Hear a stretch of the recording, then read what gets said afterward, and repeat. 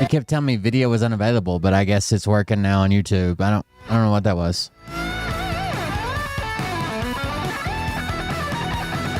Now it seems to be working. That was weird.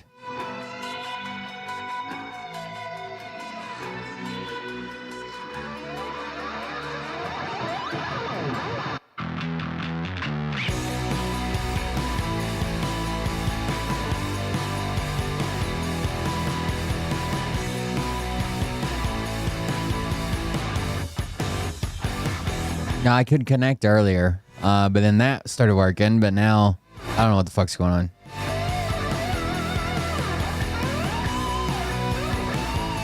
Anybody watching on YouTube, I'm sorry.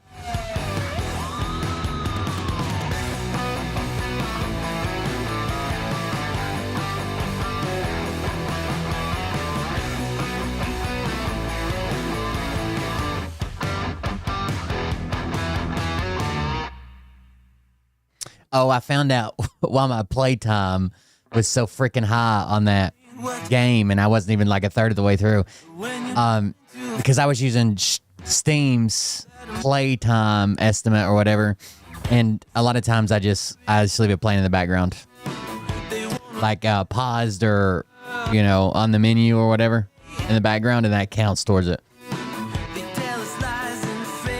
Today I come in, I was like, how the fuck do I have 170 hours? And it says you complete the game around 100 hours.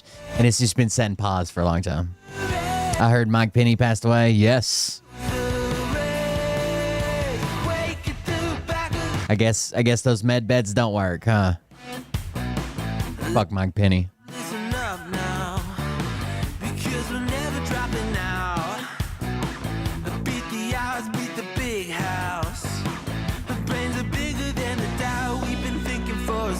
Never let the truth fade away. This is bigger than ourselves. We won't let the world burn away. Burn away. We feel betrayed. We were raised to lose the race. Wake it through the back of the pack. Kill it anyway to play. I mean, I might potentially feel sorry for like people running his life. Like I lose my brother, I lost my son, I lost my father, whatever. But to go straight to the fucking grave, lying all the way, and then when you're too deathly ill to fucking do your show, have your wife come on and lie for you. I think they get addicted to the money, right? Or they need the money. They'll lose everything because he wasn't even working anymore. So he would lose everything if he didn't keep doing it or something. I don't know. The last thing you can do is deathbed confessional or something and tell people that you just fucking scammed them.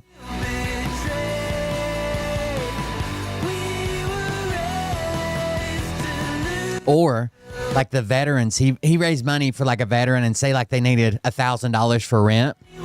They might raise $5,000 in a night for the veteran for rent. He would give the veteran $1,000 and keep the rest of it. Like, you can't tell me that he believed that shit was right.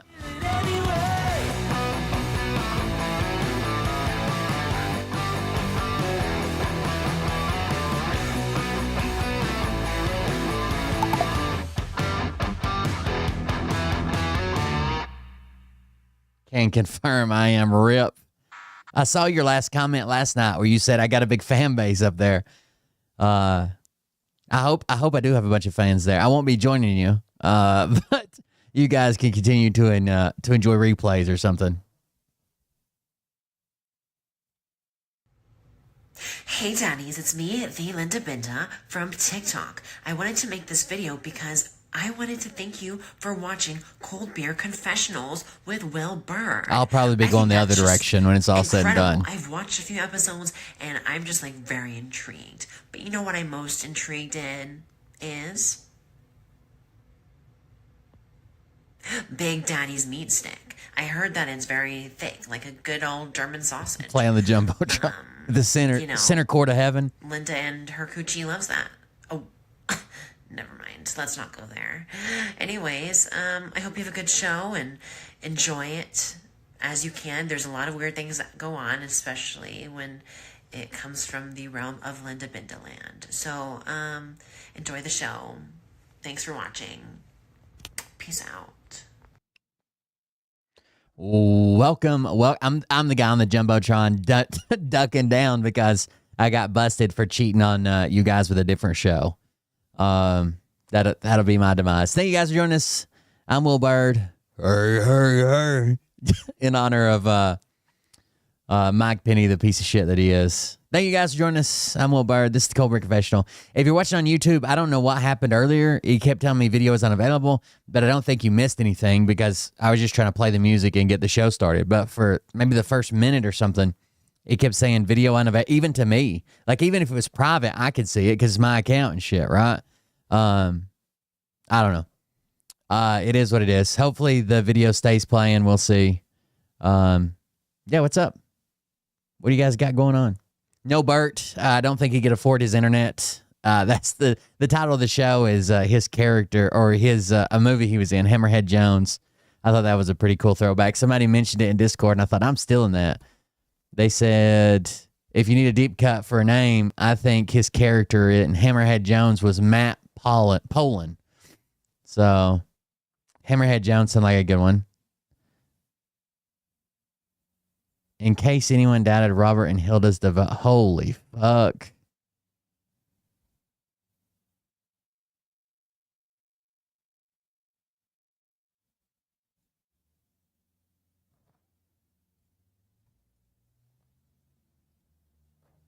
This is my pal Robert T. Land and his wife Hilda have quite the Burt Lynch collection going down in Florida. Thank you both. Your next logo will be going out soon. God bless. Look, they got a mouse pad. They got T-shirts. They got all his shit up on the wall. Every autograph figure he could possibly. Here's another T-shirt. Wow. Wow. They got all the autographs. Bert, this guy wants to wear your skin, bro. Every autograph.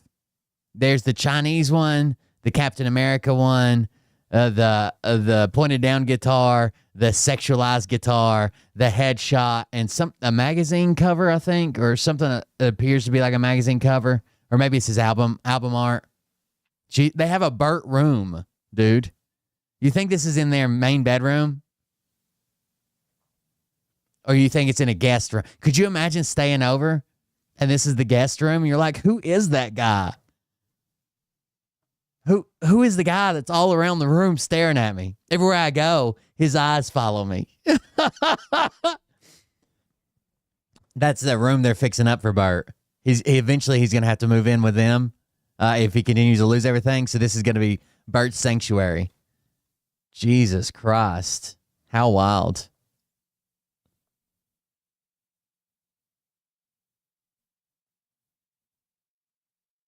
That's insane, right? There's a lot of streamers I like. If someone had this of me, I would probably block them. I'd be like, it's a little bit too far. You're on the level of Jammy now. If you haven't been here long, I have a stalker named Jammy. She claims her name is Jamie, but it's spelled Jamy.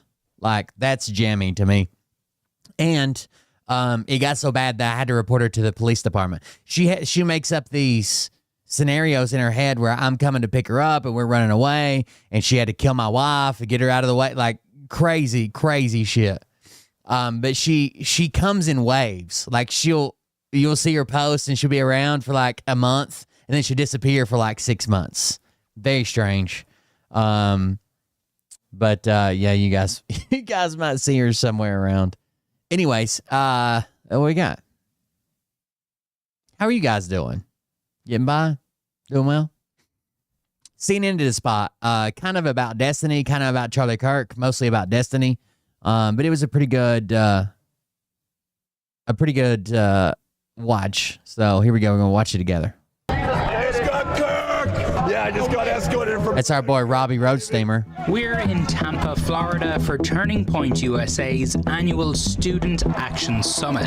TPUSA is a voter-driving juggernaut for the Republican Party, led by 31-year-old Charlie Kirk. They're happy. That's why you know they haven't been on social media. But this year's event will be menaced by something called the On-F America Tour, started by a group of progressive influencers and organizers, including the massively popular streamer Destiny. This is the all roads lead to Rome thing, right? So he can do the exact same behavior you said that Biden couldn't get away with doing. They want to bring progressive debate to Kirk's doorstep. But first, they have to get in. There is 1000% a reason why Charlie Kirk has agreed to a debate with Hassan, but he will not agree to a debate with Destiny. Turning Point has cancelled all of On-F America's credentials, and now they're trying to sneak in Destiny so he I appreciate that, Bug Dude. Keep working on it. can debate inside here. Trying to sneak him in. Alright, he's in. So Destiny has made it inside the building, and we'll see how long he lasts. There's a major streamer named Destiny, who's a Democratic liberal streamer. He appears to be debating Myron Gaines, who's more of a right-wing red pill guy. They're both sort of creatures of like internet trolldom, but it should be a lot of fun. You know, it's like blood sports. It's like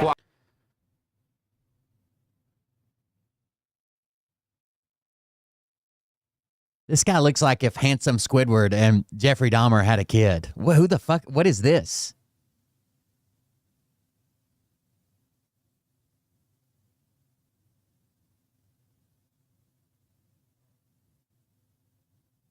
How did you find this guy? watching a cockfight effectively. We love to see it, though. We love to see it. It's great. We are at Student Action Summit. We got Destiny and Myron here today. Have a little friendly conversation. Oh, yeah, man. Good to see you, bro. Okay. Young people may be tuning out the news, but this new form of live, provocative political debate is blowing up online. Its cultural significance is something well known to Kirk because he's part of it. Oh, it's democratic socialism. It's completely I love this different. question. I love this and question. whatnot. And I could talk about socialism for hours. Hello, everyone. I am Charlie Kirk, founder of Turning Point USA, and I am surrounded by 20 woke college kids. Under a tent with the words "Prove me wrong," Kirk brought online debater culture directly to hundreds of college campuses. Yeah, we're celebrating Patty. During the last elections. I'm going to start celebrating it every year. We have a problem in Black America. The biggest problem is not racism. It's the lack of dads. When exactly do heart waves begin in utero? You know that, but you don't know the fourth. Hold on, no, so tell me when. I don't know. And while he uses it to make viral content, its primary goal is to register Gen Z to vote MAGA. I love the fact that we are now becoming we're becoming the cool kids now. But no, I just want to be clear. Is there something wrong with talking to voters? No, there's nothing wrong with talking. Well, that's what we're doing here today. It's an open mic. I think that you push a dangerous agenda. It's a strategy that those behind On-F America say the DNC has been absent to counter. I hate Charlie Kirk. I think he's actually a Satan spawn, but he's very, very strategically minded. At an event organized by the On-F America crew down the street from the convention center, both conservatives and liberals packed into a... By the way, Charlie Kirk canceled all of their credentials. Pub to eat chicken wings, drink beer, and watch conservative voices try to take on Destiny. Have you ever fired an AR-15? Yeah. So you fired a 5.56. The mathematical odds of him surviving that are infinitesimally small. They're infinitesimally high if it misses him or grazes his ear. Charlie Kirk's been doing this a long time, more than 10 years. Why has it taken the left? The chance of him surviving the 5.56 round, infinitesimally small. What? No. If it misses him, they're astronomically high. So long to catch up and still hasn't caught up. Republicans vertically are very well integrated when it comes to making sure that they're winning elections. Yeah. Right? There's the people who in 2020 they thought the election was stolen. They will do. Republicans right now will do anything to win an election. That's look the other way. That's lie. That's cheat. That's do whatever they can. Right. And Democrats seem to be like, oh, no, we don't want to get in the mud, or we don't want to do that, or we don't want to piss these people off, or we don't want to piss those people off. Donald Trump comes out every day and just fucking lies. Just fucking lies. Gas is $1.99 in 7 states. It's in 0 states. In every state, basically, but they still shut up to vote next time. So something is happening there where they're really big on going out and winning elections.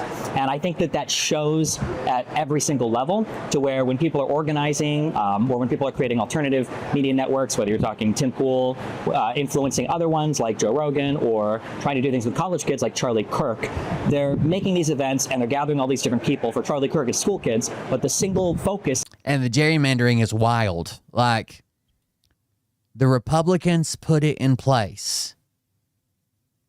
It's supposed to go 10 years. The Republicans put it in place back in 2021 or whatever. And now they're claiming that the Democrats did it. The Democrats weren't in power. They didn't put it in. The Republicans did it in Texas. They were fine with it when they did it. They actually gained seats. They did better when they did it. They shored up some of the people that were starting to turn purple. They did it. Then Trump comes out and says, no, we're going to do it again. They're like, yeah, we got to do it again. The Democrats fucked it up. Like the Democrats didn't do it. If they're gerrymandering, if they get their way, a state that leans, Texas, that leans like 41, 42% blue, those people, let's say 41%, let's say 40% of people that vote left in Texas will only be represented by 20 to 21% of the legislature. That doesn't make any fucking sense, right? I'm not saying give the fucking Democrats the majority. They're not the majority. But if 40% of the state is voting blue, why aren't they represented 40% in the legislature? Winning elections. It's incredibly important. They're trying to cut the Democratic representation in their state legislature in half. And somehow I feel like on the left, I don't know how this happened online. Maybe it's because we tend to be younger or whatever, but somehow the party's messaging apparatus, it feels like it's gotten hijacked from people by people who won't vote for your candidates, which I think is incredibly destructive. Did the Democrats have anything like this? Nothing.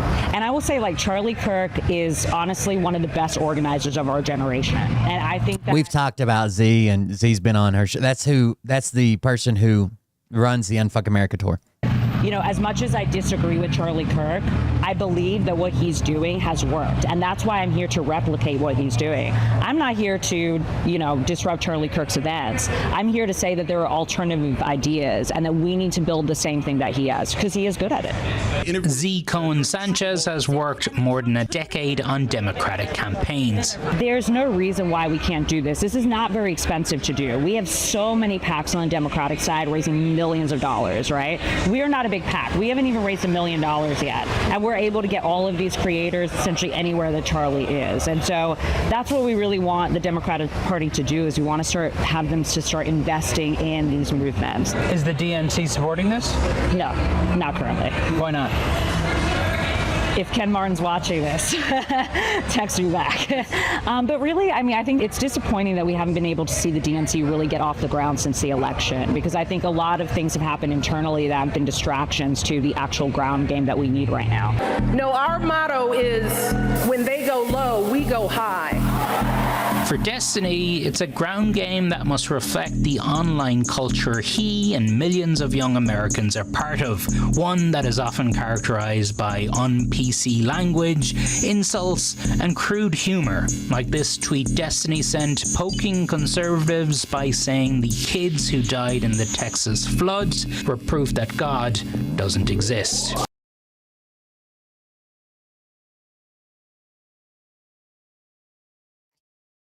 Yeah. The tweets you sent about the kids in Texas would probably disqualify you, or would probably have somebody in the upper levels of the Democratic Party say, okay, we'll never work with this guy again. Yeah. Do you regret sending those tweets? I think they have to get over it. I don't regret them. I love poking the bear on the right. I feel like Republicans are so good at owning the space. Republicans do this thing where they say, comedy's legal again and we can joke about anything. But when they say anything, they really just mean like immigrants and black people, right? Because if you make fun of anything on their side, they lose their minds. I guess is your point that, you know, always trying to take the high ground is clearly not working for Democrats? One of the things that conservatives stumbled into accidentally, because I think Donald Trump's an idiot, even politically, but they stumbled into this thing where people started to get confused because of what the right and left looked like, and I think they think that you need an extremist platform in order to win elections, but what you really need, I think, is just extremist messaging. I think that's what you need. Back inside, the packed event giving the UNF America organizers hope there will be appetite for similar debates on college campuses this fall. I do 100 hours of this a semester. 100 hours. In addition to 2 hours of podcasting radio. I mean, the physical crowds are now 3,000-4,000 people almost every time we do this. And so the plan for this semester is Charlie Kirk shows up at campuses all across the country, and you guys are going to be there too. That's the goal. If we can raise the money, enough money to get there, we absolutely will. People wonder why the youth vote shifted 9 points to the right. Yeah. And that's a big reason why. He's put the footwork in and we haven't. Damn. I don't think he got in to see Charlie Kirk, by the way. I think he was removed pretty quickly. Hassan did a video on it, and then, let's see, Destiny responded to Hassan's video. Give me just a second.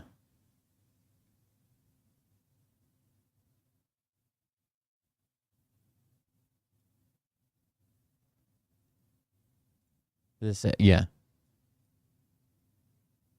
Is Destiny getting popularity? I would have thought that he was falling off since the Sex Pest stuff. Admittedly, I don't follow him. I don't think so. I mean, I think like these kinds of hits are not that consequential, and I know this from my own personal experience. It doesn't help Hassan much, but that's because Hassan doesn't capitalize off of any of it. Hassan is very averse to being critically challenged on anything. He's very, very, very scared of it. Celebrating the deaths of, you know, the children of Trump voters. He's gonna... The Mr. 9/11 guy was justified. The Mr. Dan Crenshaw's eye socket got by a brave Mujahideen soldier is gonna hand-wring me on that? Really? Good. I'm glad. What is this? Hassan, you know who that is. That's the donor class. I like that these guys are like, this is our weapon. This is our secret weapon. If only Destiny will just like engage in spirited debate against Charlie Kirk. If only we can do this. If we can unleash the, what is he gonna do? Isn't Hassan debating Charlie Kirk? Isn't that, I thought he was really happy. Didn't he get a debate with Charlie Kirk there? If only we can do this. If we can unleash the, what is he gonna do? Charlie Kirk and film it? Like, what do you mean? Base? Oh. It was a little... Is he going to do fuck Charlie Kirk and film it? It's a little weird, but okay. If only we can get compromising footage of Destiny sucking Charlie Kirk's and filming himself in the process, then we can just destroy this. We can destroy this whole charade. What? I feel like this is like Tectone on Twitter. When his own against me is like, bro, we all saw you slobbering on that fucking cock. You were taking it in your mouth on him. You were sucking that. When you're sucking that juicy cock. God, you fucking. It's like, bro, are you okay? If only we had some compromising footage of Destiny and Charlie Kirk just having a giant conservative suck fest. I wonder how big Charlie's load would be. Like, are you okay, little bro? Hello? Debate against Charlie Kirk. If only we can do this. If we can unleash the, what is he gonna do? Charlie Kirk and film it? Like, what do you mean? If only we can get compromising footage of Destiny sucking Charlie Kirk's and filming himself in the process, then we can just destroy this. We can destroy this whole charade. Based. To be fair, I'm pretty sure if there was footage of me and Charlie Kirk, that would probably hurt him pretty badly. So, I mean, it wouldn't be a bad strategy if you can do. Calling this homophobic is cringe. Okay. Oh, Hassan. Oh, somebody linked this in his Discord 100%. I can tell when all the initial ones are all pro Hassan comments. I also really like this, and I understand that you guys don't give a nobody gives a fuck because I'm a man, so it's just like epic and based. I love that it's totally cool to rag on me for revenge related shit. But if anything happens even remotely related to a girl, everybody like clutches their pearls like crazy. I think it's a very base reality to live in. I like it. Thank you very much. Thank you. They all make jokes about his revenge porn, but if it was a female, they'd be bending over backwards to put it out of everybody's minds. You shouldn't watch it. You shouldn't share it. You shouldn't joke about it. It's not funny. This is serious. I didn't get to monetize my... It feels bad, but... Destiny, if he wasn't so pure... He's so mad about this. I can't even Hold on. You're lucky with low res. But we both did CNN stuff? I always hear more views on Hassan. Hassan does not have much, he doesn't have much pull outside of Twitch. Like, people think I'm just jelly when I say this, but he's been granted an institutional monopoly on Twitch by whoever the fuck keeps him there, like, as the only leftist influencer, right? All the other ones fall in line. Nobody's going to contradict him on that platform from the left. Asmongold is obviously coming from the right, but there is, like, basically no huge, like, streamer that pushes back or can push back. Yeah, maybe if Hutch continues to grow, but yeah, it's annoying. But I'm pretty sure on any program where we do things together, or where it's like me and him, like, I'm just a better, not to be mean, but I'm a better guest. I'm more funny. Can laugh at myself. I'm just generally wittier, smarter, taller, more handsome, younger, just everything. Can bench more. You know, just everything. Less Turkish. I'm just kidding. He's about to do a 20-minute segment on that. Fucking Cuomo. Okay, I'm coming for them numbers. Where's Hassan at on this? Oof. Don't worry, it'll grow, I'm sure. Oof. Right behind the wiener man. Oh, I haven't watched my CNN piece. I can't watch myself, it's too cringe. But I absolutely can watch Hassan watch me, so. Really spite-driven. I think he could continuously be a debate mercenary that sees a tremendous amount of success. If he didn't do all... Hello? Why can't I click this? Like, in the case of Destiny, if he wasn't so purely spite-driven, I think he could continuously be a debate mercenary that sees a tremendous amount of success. If he didn't do all of that stuff, all that snarky, he probably could be like a good... I love the projection. This is, you literally have like 12 snark subreddits that orbit you and constantly fight on your behalf. And you are constantly... That is true. Like the most disgusting, like, fantasizes about sucking my fucking cock, you know, like weirdly... In the intro, he's like, we just need to get him to suck off Charlie Kirk. And he's like, Destiny was less snarky about everything. Misogynistic. Maybe that's part of his homosexuality. I guess maybe manifests in that direction. It's just, yeah, like, again, if you want substance, like, all my notes are public, all my research is public. Like, there's plenty of stuff to fight with me substantively on if you wanted, but you don't, right? There's a reason why. The only thing you can do is fantasize, I guess, about my sexual exploits or whatever. A decent debate mercenary. How Democratic streamers like Destiny are taking on MAGA and Charlie Kirk. Donnie O'Sullivan, friend of the show, did a piece on the debate sphere, I guess. Yeah, I just got escorted from Brian Kirk, baby. We're in Tampa, Florida for Turning Point USA's annual Student Action Summit. TP USA is a voter-driving juggernaut for the Republican Party, led by 31-year-old Charlie Kirk. They're happy. That's why, you know, they haven't been on social media. But this year's event will be menaced by something called the UNF America Tour, started by a group of progressive influencers and organizers, including the massively popular streamer Destiny. This is all roads lead to Rome, right? Why does this guy have what is this guy's accent from? I don't know if I trust him. Just kidding. He was a cool dude. He can do the exact same behavior that Biden couldn't get away with doing. Destiny, they want to bring progressive debate to Kirk's doorstep, but first they have to get in. So Turning Point is cancelled. I want to see what Hassan says about it. Credentials. For sure. You know what's funny? I'm debating Charlie Kirk at Dartmouth University next month. Now they're trying to sneak. Oh, I didn't even know they had agreed to debate. Why is that funny? Okay. I knew people were talking about it, and I figured Charlie Kirk would take Hassan. Okay, good one. He get in Destiny so he can debate inside here. I like that these guys are like, this is our weapon. This is our secret weapon. If only Destiny will just like engage in spirited debate against Charlie Kirk. If only we can do this. If we can unleash what is he going to do? Charlie Kirk? And film it? Like, what do you mean? If only we can get compromising footage of Destiny. Yeah, he's going to do a revenge on Charlie Kirk. Alrighty, so Destiny has made it inside the building, and we'll see how long he lasts. Let me just put it this way. There's a reason why Charlie Kirk agreed to debate Hassan and would never debate me, okay? There's a reason why. Major streamer named Destiny, who's a Democratic liberal streamer. He appears to be debating Myron Gaines. God, these debate clowns act like getting a center-right neoliberal debate is equivalent to sneaking a dragon slayer into the den of the beast. I know. Ugh. Yeah, he's gonna agree with Charlie Kirk that the left is actually responsible for Kamala losing, and also that he's gonna agree with Charlie Kirk on the Israel stuff. Honestly, I'm pro. Oh my God! Our clips, yes, King. Like it sounds really shitty, but like I think that Israel should just drop its borders about where it is now, and basically. I don't know how Hassan does so well with his audience. Every time I hear him talking, it's like he didn't look up the basics of what he's fucking talking about. Palestinians can go live in another place. That's really. But like that's about where I'm at. You just think the Palestinians should just pack up and Native American out of there? The problem is that it seems like there is a hugely general hostility to Jewish people across really the entire world, definitely the Middle East. So the problem is that as you weaken Israel's like ability for Jewish people to live there, it seems like because there's a lot of different organizations across the Middle East that are highly invested in the destruction of Israel. So that's like a really rough thing too. So it seems like if Israel is forced to make concessions to Palestinians, it threatens Jewish people's ability to have a homeland. And there's the one piece of advice. This is surprisingly, so for people who don't know, this was like, I think, what is the date on this? I should know the exact date. But I'm pretty sure this was months before October 7th. So I didn't really even know that much about Israel-Palestine at all. They always present this like I'm talking like currently or like after the genocide or whatever, but this I didn't know. Oh, there's like a month before? Okay, there's a month before October 7th. I don't even know that much. But you know what? This is an okay answer. I'll give it. Okay. All right. Next part is when the Mossad asks me to coach them on how to do war crimes. Yeah. Here's the one piece of advice I'll give you, okay? If you're joining the IDF, okay? Leave your cell phone at home and stop taking stupid videos, okay? Because everybody's with them, okay? And if you see a soldier, okay, go into a drawer and listen, if you want to wear a dress and you think it's funny, just don't take a video picture of it, okay? Jesus. Okay, okay. He's also going to agree with Charlie Kirk on like 20% to 30%. I don't even know where that clip.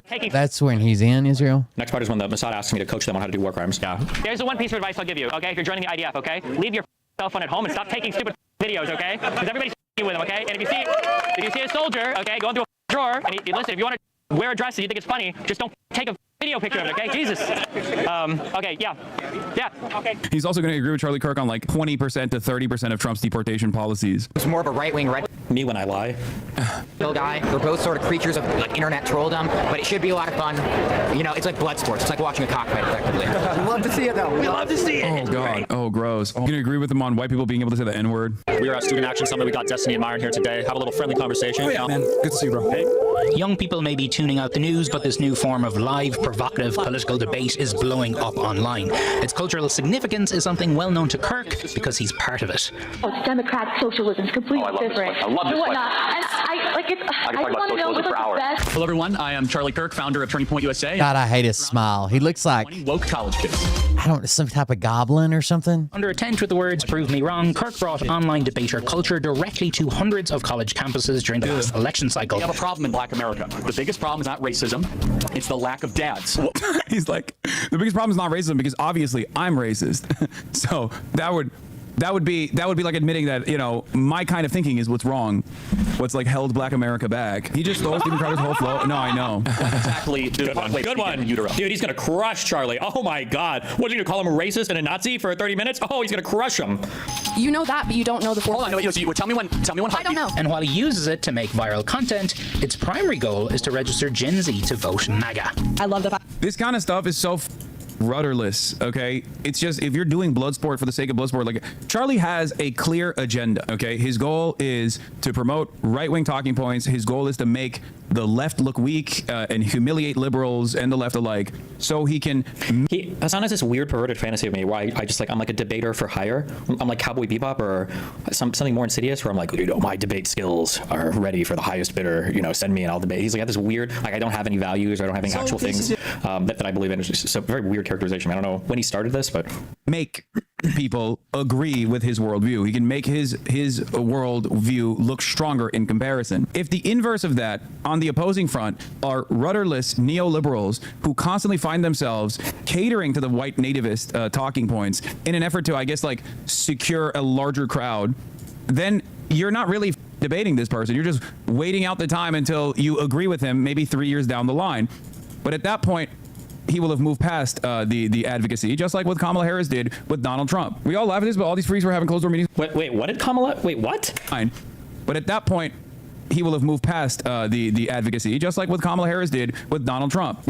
I don't know what he means there. Is he saying that Kamala stopped fighting because she lost the election, or what? We all laugh at this, but all these freaks were having closed door meetings with heads of government, including head of ICE, pay to expand all facilities into alligator Alcatraz type places. I approve. You want to chat about it? No, I know. These guys are like actively in government as well. Under no circumstance do you agree with these motherfuckers unless they are agreeing with you. By the way, want to know how maybe you guys could have had a position in government instead of having the unaligned movement? Imagine if all of that protest for Gaza, imagine if all of those people flexed their position or power to actually get some kind of inroad with the Democratic Party instead of constantly just trying to be a thorn on their side. Maybe they would have some place at the table. Maybe, you know. Okay. Now actually, never mind. I think that the strongly worded letters that the what's it called? It's like what are the never vote for Harris people called? They have a name for their group. And they keep writing letters to Trump saying like, you better change your stance on Gaza, or we're gonna no, not the uncommitted. There's another name for like a group of abandoned Harris. That's it. Yeah. Circumstance. Do you agree with abandoned Harris? They are agreeing with you. okay?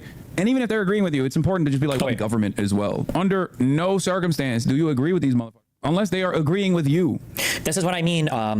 It's like perfectly encapsulating. Hassan is more honest now with his ideology, so it makes it easier for me to justify my arguments. One of the things that I brought up in the huge is this point: why must we constantly bridge build to them, but they never bridge build to us? If we criticize any of their candidates, we are called sellouts, bootlickers, racist, Islamophobic, etc. They will always on our candidates or on and attack our candidates constantly. Listen to what Hassan just said there. You never ever agree with a liberal unless they're already agreeing with you. They're agreeing with right. They never. Why? They're not bridge building. This is retarded. Why? No. Hassan has this clip where he's on someone's podcast and they're talking about like, how do we get like full blown like socialism here? And he's like, oh, you got to be incremental. You not let them know what your goal is. Pretend to be like just a progressive liberal, like socially progressive, and then you take them down that road. And it makes him look really bad for anybody that doesn't want full blown socialism. Circumstance, do you agree with these motherfuckers? Unless they are agreeing with you, okay? And even if they're agreeing with you, it's important to just be like, wait a minute, why is there agreement here? What's going on here? Talk about spite-driven, and he just called me spite-driven? Are you serious? And he's not even spite-driven against Trump. He's spite-driven against Democrats? What the How fucking autistic can you be? Listen, as long as you believe in the opposite, then you're probably doing okay. All right, we can agree with that, right? Yeah, I guess we're just the opposite of MAGA. Maybe not on everything. No. The opposite against Democrats. Wait, what? You heard me. You know? Like that. We are now become... Am I retarded? I thought he was talking about Republicans. Oh, did I misunderstand? I thought he was talking about Democrats. Hold on, let me re-listen. Proof you want to chat about it? No, I know. These guys are like actively in government as well. Under no circumstance do you agree with these motherfuckers unless they are agreeing with you. No, this is coming from a different part. It's cut a little. I think he's talking about liberals here, like liberals/Democrats. Okay. Because why would he talk about under no circumstances should you agree with MAGA? That doesn't make sense. He would say to his audience. And even if they're agreeing with you, it's important to just be like, wait a minute, why is there agreement here? What's going on here? You know? Like that. We are now becoming we're becoming the cool kids now. No, I just want to be clear. Is there something becoming the cool kids? No, there's nothing wrong with talking. Well, that's what we're doing here today. It's an open mic. I think that you push a danger. Is Destiny getting popularity? I would have thought that he was falling off since the Sex Pest stuff. Admittedly, I don't follow him. I don't think so. I mean, I think like these kinds of hits are not that consequential, and I know this from my own personal experience. I think that like getting mainstream, getting this kind of like mainstream hit, it doesn't help Hassan much, but that's because Hassan doesn't capitalize off of any of it. Hassan is very averse to like being critically challenged on anything. He's very, very, very scared of it. It's why he had to exercise so much control over everybody on Twitch and his YouTube crowd, like telling Ludwig to delete videos, texting Nick not to talk about him on stream, like trying to control the LSF mods and everything. He's very, very, very protective of his environment. He needs the echo chamber. It's a blip. I don't know why Donnie's platforming him, to be honest. I mean, because he's there, and the reality of the matter is like Donnie literally covers some of the most insane freaks online. He covers every single person. There's agenda. It's a strategy that those behind UNF America say the DNC has been absent to counter. I hate Charlie Kirk. I think he's actually a Satan spawn. He's very, very strategically minded. At an event organized by the UNF America crew down the street from the convention center, both conservatives and liberals packed into a pub to eat chicken wings. Did you also not silence streamers? Listen, this was different. This was strategic. And this was necessary, okay? You wouldn't understand. You had to be there, all right? Drink beer and watch conservative voices try to take on Destiny. Have you ever fired an AR-15? Yeah. So you fired 5.56. The mathematical odds of him surviving that are infinitesimally small. They're infinitesimally high if it misses him. Fourth grade this year. Charlie Kirk's been doing this a long time, more than 10 years. Why has it taken the left so long to catch up and still hasn't caught up? Republicans vertically are very well integrated when it comes to making sure that they're winning elections. Yeah. Right? There's the people who in 2020 they thought the election was stolen in every state basically, but they still shut up to vote next time. So something is happening there where they're really big on going out and winning elections. And I think that shows at every single level to where when people are organizing or when people are creating alternative media networks, whether you're talking Tim Pool, influencing other ones like Joe Rogan. Why is Donnie having Mini Epstein on a show? He probably has no Mini Epstein? What the fuck? Mini Epstein. Jesus Christ. Nice, I love him. He's throwing up all these articles. Yeah, this is an active sex pest. Active. To be fair. Sex pest. Cover not sex pest in remission, but active sex pest. Scandals? I doubt it. Or trying to do things with... To be fair. Are they going to cover sex scandals? I doubt it. Or trying to do things with college kids like Charlie Kirk. They're making these events and they're gathering all these different people. For Charlie Kirk, it's school kids, but the single focus is winning elections. It's incredibly important. And somehow I feel like on the left, I don't know how this happened online. Maybe it's because we tend to be younger or whatever, but... Oh no. Hassan named his GTA RP character off of the guy interviewing me? Is this actually Hassan? Oh no. Oh, I'm so sorry. I didn't know this was so sensitive for him. Somehow the party's messaging apparatus, it feels like it's kind of hijacked from people, by people who won't vote for your candidates, which I think is incredibly destructive. The Democrats have to call Destiny Mini Hassan is wild. Nothing. And I will say, like, Charlie Kirk is honestly one of the best organizers of our generation. And I think that, like, Charlie Kirk is honestly one of the best. He doesn't even know that the America tour got outed for being a racist event. Oh no. Organizers of our generation. And I think that, you know, as much as I disagree with Charlie Kirk, I believe that what he's doing has worked. And that's why I'm here to replicate what. You know that Hassan actually went to a fucking whorehouse and this overseas, and this whorehouse was later busted for trafficking in women, and he paid for sex there. Doing. I'm not here to, you know, disrupt Charlie Kirk's events. I'm here to say that there are alternative ideas and that we need to build the same thing that he has, because he is good at it. Z. Cohen Sanchez. If this is the why does Hassan hate you so much? It's almost cartoonish. Because on paper, Hassan should have everything in life that he wants. It's got to be a movie analogy for this. He has like the nepotistic advantages. He was born into like absurd poverty, or not absurd poverty. I'm sorry. He was born into absurd wealth. You know, he's like genetically obviously very gifted. He's got in trouble with the world. He got to go to college in the United States. He got to learn how to ride horses in his like rich like mansion and with his billionaire father in Turkey. He has every single thing in life that he wants except what he really wants, which is respect as some kind of like political intellectual. And I think that Casey-tron moment actually brain broke the fuck out of him, and I think he's genuinely resentful that he feels like he'll never have that respect. Although I don't know why he doesn't put any effort into it. I don't think he's an idiot. I think that if he would actually do some reading or research, he probably could become decently informed on issues, but I'm not sure. Yeah, he's the Salieri to my the same thing that he has, because he is good at it. Z. Cohen Sanchez. If this is the Unforgatory Shonda Black covered this months ago when they were under heat for being racist, they replaced Dean and Harry Sasson with Destiny. Z, the other organizers, a fucking scammer Lamont. Wait, really? I don't have a lot of confidence in a lot of the people in like the debate sphere, because I ultimately feel like he's talking about you, Law. Wait, what do you mean? Who's talking about me? What is this? It's because we tend to be younger or whatever, but somehow the party's messaging apparatus, it feels like it's kind of hijacked from people, by people who won't vote for your candidates, which I think is. Oh, he is. Yeah, he is talking about me here. Yeah, this is his like main. This is his main gripe. This is my main gripe about people on the left, like the leftists or socialists. But like, notice the difference there. What is Destiny, the person who is supposedly the debate mercenary? What's his main gripe? So you don't vote for the fucking candidates. Why would that be the main gripe of a debate mercenary? Meanwhile, Hassan's main gripe is that my sex tapes weren't recorded with him. He thinks I'm not like writing the Democrats, not understanding that like I'm not in the business of writing Democrats. Why would I write the Democrats? He's literally saying he wants to be a Charlie Kirk for the Democratic Party in a piece about how Charlie Kirk is a charlatan. He is a. That's not at all what any of this is about. And the fact that you would discourage anybody from me, we absolutely need Charlie Kirk. I wouldn't want to do this because all that. That's just not my calling. But like, why would you not want you to have like an extremely successful person who's propagandizing college students across the United States? The fuck? About how Charlie Kirk is a charlatan. He is a masquerading suit that is a fleshlight for Republican messaging. We could watch. I could watch this for hours. Let's move on to something else. I think Hassan's a pretty big fraud. I like Destiny though.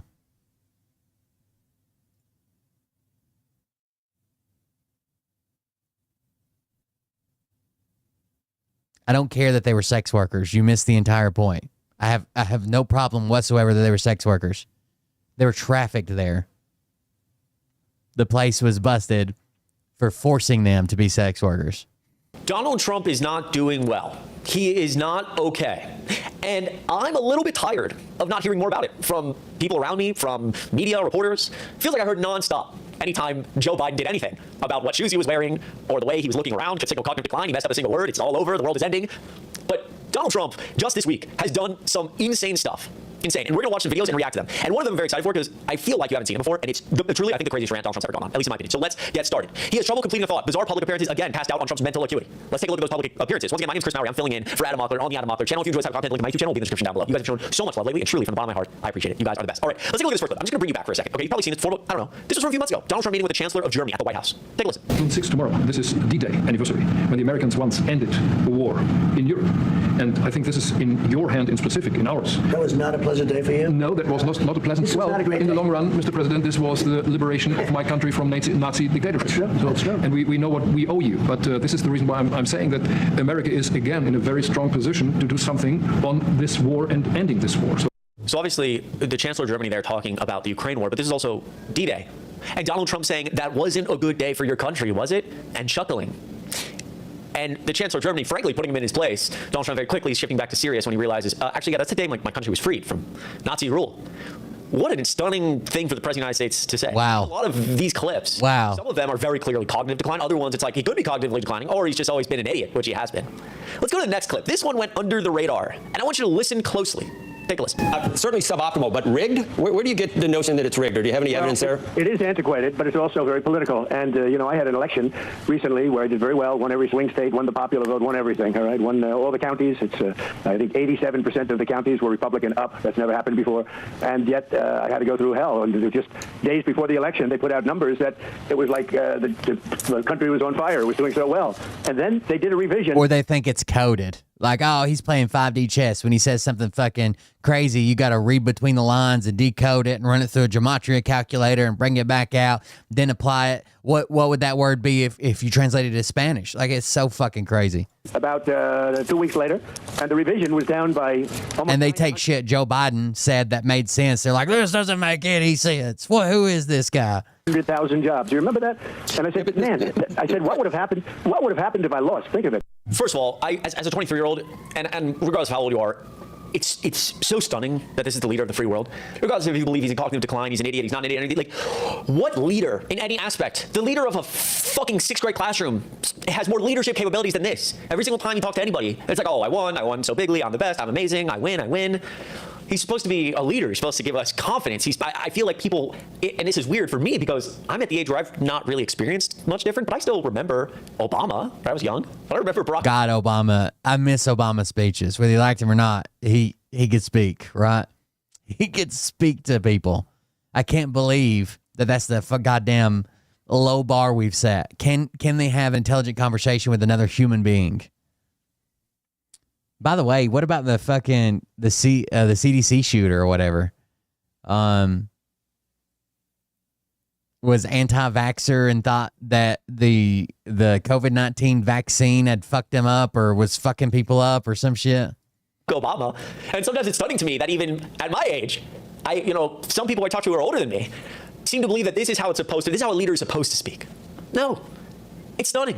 And regardless of that, if I may, what he just said was the opposite. It's backwards. The Bureau of Labor Statistics on November 1st showed weak growth of 12,000 jobs in October and downward revisions to August, September of 112,000. Then after the election, the October figure was revised upward. So Donald Trump in that clip that I just showed you is saying, well, before the election, they, all the numbers were great, then they revised them down. What if I would have lost?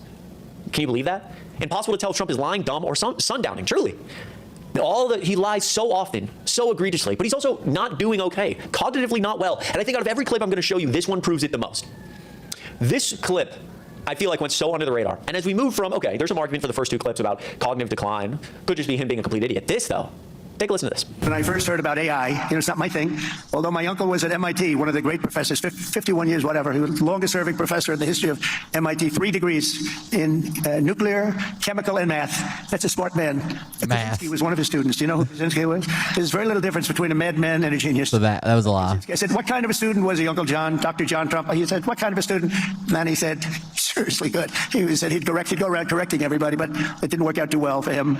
Didn't work out too well, but it's interesting in life. But I will. So I made a video about this on TikTok, and truly, I was nuclear, chemical, math, insane rant, math. And here's why: because he's talking about his uncle teaching at MIT. First of all, he says he got a degree in what? Math, chemical, and science. That's not even a real thing. I believe John Trump had a degree in maybe physics or engineering, something like that, but nothing of what Donald Trump just said. More importantly, though, he says my uncle taught Ted Kaczynski, the Unabomber. Okay, well, Ted Kaczynski went to Harvard, not MIT, so that's impossible. But more importantly, he goes on for the last 30 seconds of that clip, reminiscing on a story where he's asking his uncle, Uncle John, how was Ted Kaczynski? Was he smart? And my uncle's saying he's this and this. Ted Kaczynski was publicly revealed to be the Unabomber over 10 years after Donald Trump's uncle died. I want you to listen to what I just said again. The Unabomber, Ted Kaczynski, it was publicly revealed he was the Unabomber over 10 years after John Trump died. Not only did he not go to the same school, it would have been literally impossible for John Trump to ever know his entire life who the Unabomber was. And so you look at a clip like this, look at how confident he is in reminiscing on these stories. And because Donald Trump speaks so often and lies so goddamn often and always sounds like an idiot, and it's been normalized, people hear this stuff and they're like, yeah, it's just Trump rambling. That's crazy. That is scary. Does he believe the story actually happened? Maybe. Sign of dementia? I don't know. Let me know what you think of that one in the comments down below. Let me go to the last one from this week. What is Donald Trump doing here? The White House is taking questions, or he was just a few moments. Math. Let's listen in, please. You imagine that? He had to be a pretty smart fellow to have a degree in math, chemicals, and math.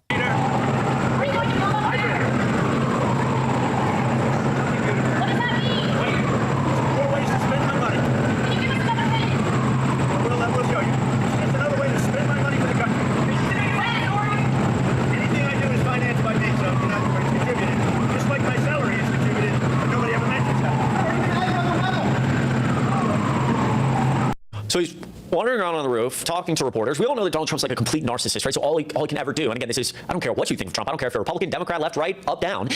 Leaders are not supposed to be so full of themselves, so narcissistic. It's all about Trump. But he's saying, oh, I donate my salary. Why does no one talk about that? As if that's going to be the worst ballroom in the world. Dude, it's going to be gold leafed, everything. Like, again, as if he's praising this like fiscal responsibility. He's donating to the country. Also, while he spends more money. It was part of, he was on the roof because they were talking about getting up higher to see where the ballroom and shit's going to be. Then Joe Biden. The diddler on the roof. And, add more to the debt than Joe Biden will with things like the big, beautiful bill. Exploded the debt and deficit in his first term. It's not like he's actually fiscally responsible, but regardless of that, for a second, cognitive decline, he's wandering around on the roof at 11 a.m. on a weekday. He kicked his wife out, so that's where she stays, where they're put in the ballroom. What are you doing? What are you doing? Was Donald Trump's like, I want to go to the roof. We're going to point at things. I'm going to spend my money. He's yelling at reporters aimlessly. I'll tell you what he won't find up there, the Epstein file. Trump wants to make it like he would make if he had a club or his home or whatever, a ballroom. I was not going to find that. Anything to distract. And I'm going to say, quickly, this is odd. This is very strange. I have no other president gave a fuck that when they had a couple hundred people over, they had to put a goddamn tent up, right? Been grateful enough to get to go to the White House when Joe Biden was the president. And I've walked this area right here. What you're seeing, that building to the left, is where I believe the press room is, where like Caroline Levitt will speak. So he's on top of that right now, if I'm understanding where I'm looking. Take that with a grain of salt, but if you've made it this far, I believe that's where he's standing. So think about that. Nobody ever goes up there. What is he doing? He's cognitively declining. That's what he's doing. He's not doing well. Let me know what you think of all this down below in the comments. I was getting a little passionate, a little feisty. I had to today. I had to. This is really getting on my nerves that more people aren't talking about this. So make sure you subscribe down below. Once again, my name is Chris Mowry. What is this? Like on. All right. This Hold on. Before we get there. So when the guy's name was Patrick Joseph Watts, the CDC shooter, he tried to get on campus. They wouldn't let him on campus. He went across the street to a CVS and started shooting from there. He had 5 guns, one of them being a long gun, at least one of them being a long gun. And they went and talked to the guy's neighbors and thought, oh, we already saw that one. According to law enforcement official, Watt's father told investigators his son had become emotionally distraught after the death of his dog and had also become fixated on the COVID-19 vaccine. That's going to be your first red flag there. By the way, usually these people are MAGA and they give Trump a complete pass on the vaccine. Some not. Some are hardcore and they're like, well, Trump pushed Project Warp Speed, so he's in on it too. But a lot of them give Trump a pass. They'll even come up with weird ideas saying that Trump had a separate vaccine, which was just ivermectin, but the deep state put out the bad one. Whatever. He had become fixated on the COVID-19 vaccine. The family lives in Kennesaw, a suburb roughly 40 kilometers northwest of the CDC campus. Kennesaw, Georgia, by the way. His neighbors also reported troubling behavior in recent months. Nancy Holst, a neighbor, described White as unsettled and deeply consumed by anti-vaccine conspiracy theories. But what do you do? Like, people are going to say, like, she should have called the cops. I know they are. But I know anti-vaxxers. Am I supposed to call the cops on every fucking anti-vaxxer? Like, unless you find out they have a plan to, like, fucking shoot up someplace, what do you do? These are quotes. He very deeply believed that vaccines had hurt him and that they were hurting other people, Holst told the New York Times. Holst added that she never thought he would take it out on the other people. It was such a belief, it was almost like his faith. It was a tenet of who he was. I don't think that you get these people out back without some type of deprogramming, I guess. Like it's a part of them now. You cannot separate them from the conspiracy. You cannot separate the two anymore. It's part of them. They will have a literal mental breakdown and have to be locked up if someone takes it away from them, if you even could. It's insane. Hey, y'all, Tim Miller from the Bulwark. Some crazy shit has been going on Maine with our Secretary of Defense, Pete Hegseth, and I haven't had a chance to get to it on any of the podcasts. And so, I'm going to give you a little weekend enjoyment, if enjoyment is the word, a little weekend taste, let's say, of what is happening over at the Pentagon, because, like, it's crazy. what our Secretary of Defense is focused on these days. And I want to start with this tweet he sent. It's been getting a lot of attention. The tweet said, "All of Christ for all of life." Okay. I mean, I respect Pete Hegseth's right to have a religious faith. I do. I think it's a little strange kind of for the Secretary of Defense to be doing that, like it posting, kind of Christ-maxing, if you will. Christ-maxing. Military of a country that's separation of church and state, whether people have, diverse views, or they're members of the military, that are of a bunch of different religions. Anyway, it's a choice, I guess I would say. But it's okay. We'll allow it. It's a free country. Want him to be able to reflect his surely genuine, which we're going to get to, religious views in a second. Interesting thing, though, is the thing that he quote tweeted. And it was a segment on CNN where they interviewed Doug Wilson, who is on a crusade for Christian domination. He's a Christian nationalist. So it's a video of a Christian nationalist.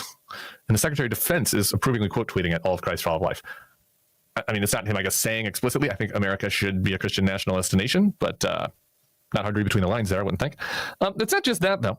In this church, or this interview, I guess Doug Wilson talks about how the 19th Amendment should be repealed and how women should not have the right to vote. There are some who have gone so far as to say that they want the 19th Amendment repealed. I would support that. And I'd support it on the basis that the atomization that comes with our current system is not good for humans. How women should submit to their husbands. A big focus of his Christian movement is on a patriarchal society where men are dominant and women are expected to submit to their husbands. Do you see yourself as the head of the household, as a man? He is the head of our household. Yes, and I do submit to him. Expresses. This is what Pete Hegseth is sharing. The 19th Amendment gave women the right to vote, right? You couldn't be denied voting just based on sex. The view that... I agree. They seem hysterical. They make rash decisions. And, once a month, they're out of their fucking minds. So that we should vote by household, that view is expressed. Next is driver's license. By, one of the members of the church here. In my ideal society, we would vote as households. And I would ordinarily be the one that would cast the vote, but I would cast the vote having discussed it with my household. Presumably the man's vote would get the final say there, since women have to submit to their husband. And this is insane. I mean, Gretchen Carlson, who's on Fox, Christian, not an atheist lib. Legend. I'd appreciate it if you go ask Austin if you're even allowed to speak like that in a public chat room. Right. Says a Christian, this is disgusting. Wake up, America. I've seen several others do that. In this interview, I guess I should just say one other thing. The pastor says women are the kind of people that people come out of. Women are the kind of people that people come out of. So you just think they're meant to have babies? That's it. They're just a vessel. No, it doesn't take any talent to simply reproduce biologically. Yikes. It takes a little talent, I think. I've never done it. It seems hard, though. And women are the kind of people that people come out of. It's not really people honoring the humanity of women and the importance of women to me. So that's where we're at. So Pete Hegseth quote tweeting a video approvingly about a pastor whose church he attends, talking about Christian nationalism, talking about Christian dominion here in America, talking about how women shouldn't have the right to vote and women should submit to their husbands. And that's fucking bonkers. That is bonkers. Like, what? The Secretary of Defense is posting that? I mean, and it's just kind of like lines on by. It's like I don't know what would be the equivalent of this. I guess probably wouldn't be religious, be some woke thing, like the Secretary of Defense of a Democrat, like I don't know, talking about retweeting the Black Israelites or something about how blacks are the real Jews. I don't even know what it would be. Like, what would be the equivalent of this? I don't. I guess it would be some anti-patriarchy thing, talking about how all men are terrible and women should run everything. Again, even these parallels kind of fall short. It's unimaginable. It's crazy. You would think that in a secular country, this is glides by. Like, where are I would shout out on my bro manosphere guys. Like, most of you guys aren't churchgoers. So you worried about this a little bit? Secretary of Defense is doing Christian nationalist stuff, like straight up, unapologetic, uncut. Hell yeah, Christian nationalism. Women should submit to their husbands. Ladies, where you at right now? So there's that. I kind of teased earlier. They're waiting for their husbands to give them permission to say something. The genuineness, because there's kind of two ways to look at this, right? Our Secretary of Defense, is important to remember, paid a settlement to a woman who accused him of sexual assault. During the time of the assault, Hegseth was hammered at like a function in California, in one of these, sort of panel political functions. He's bombed. He's screaming at the hotel front desk person, and then dragging this woman back to her hotel room where he says they had consensual sex. She says he assaulted her. He ended up paying her out a settlement, as I mentioned. At that time, it's just important to say, he's still married to a second wife, and his third wife is pregnant. So, like, even if it was a consensual sexual encounter, even in Pete's telling of the story, he's hammered.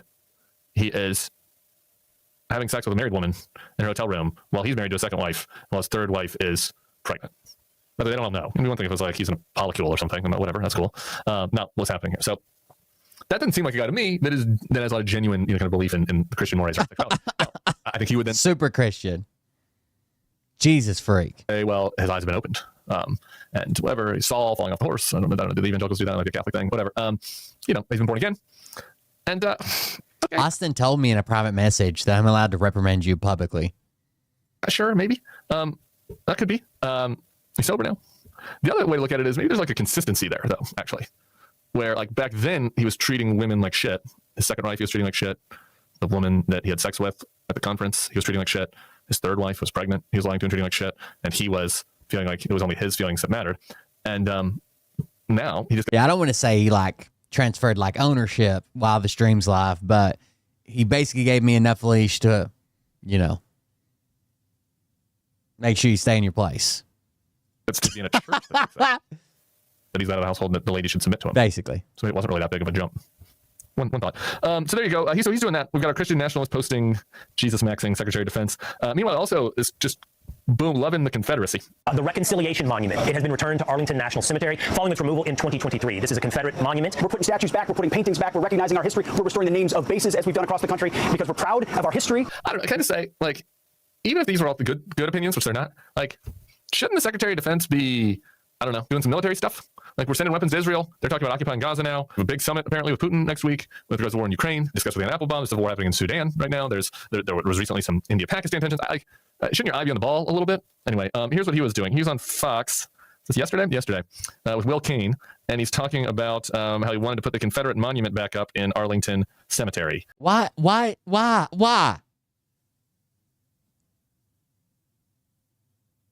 He's the head of the military. What the fuck's he doing with monuments and paintings and shit? We recognize our history. We're proud of our history. One kind of thing to note about that, if you know anything about history, is that was the site of Robert E. Lee's house, and the Union turned it into a cemetery as a fuck you. And so, anyway, why do we need to do this? Why do we're gonna reanimate the Confederates once again? You know, it's like they were traitors. They got their ass kicked, and we had a lost cause. Where people were like, we got to put up the statues to the traitors, so we don't feel bad about our racist selves. And then 100 years later, some people come around and say, you know, maybe we should take the statues of the traitors down. And now our Secretary of Defense in the middle of multiple wars is like, no, you know what we're gonna do is we're gonna do a program where we put the traitors' statues back up because we love our history. And I'm gonna go on TV and put on a lot of makeup and a lot of hair gel, and I'm gonna talk to Will Cain about that because that is how I should be spending my day. Okay. It's an interesting priority. It's not my priority. All of Christ for all of life. It's really something. Like, it's really quite crazy. That you remember when we hardly ever saw the head of the Department of Defense because he was like busy doing Department of Defense stuff? That is what the Secretary of Defense is doing.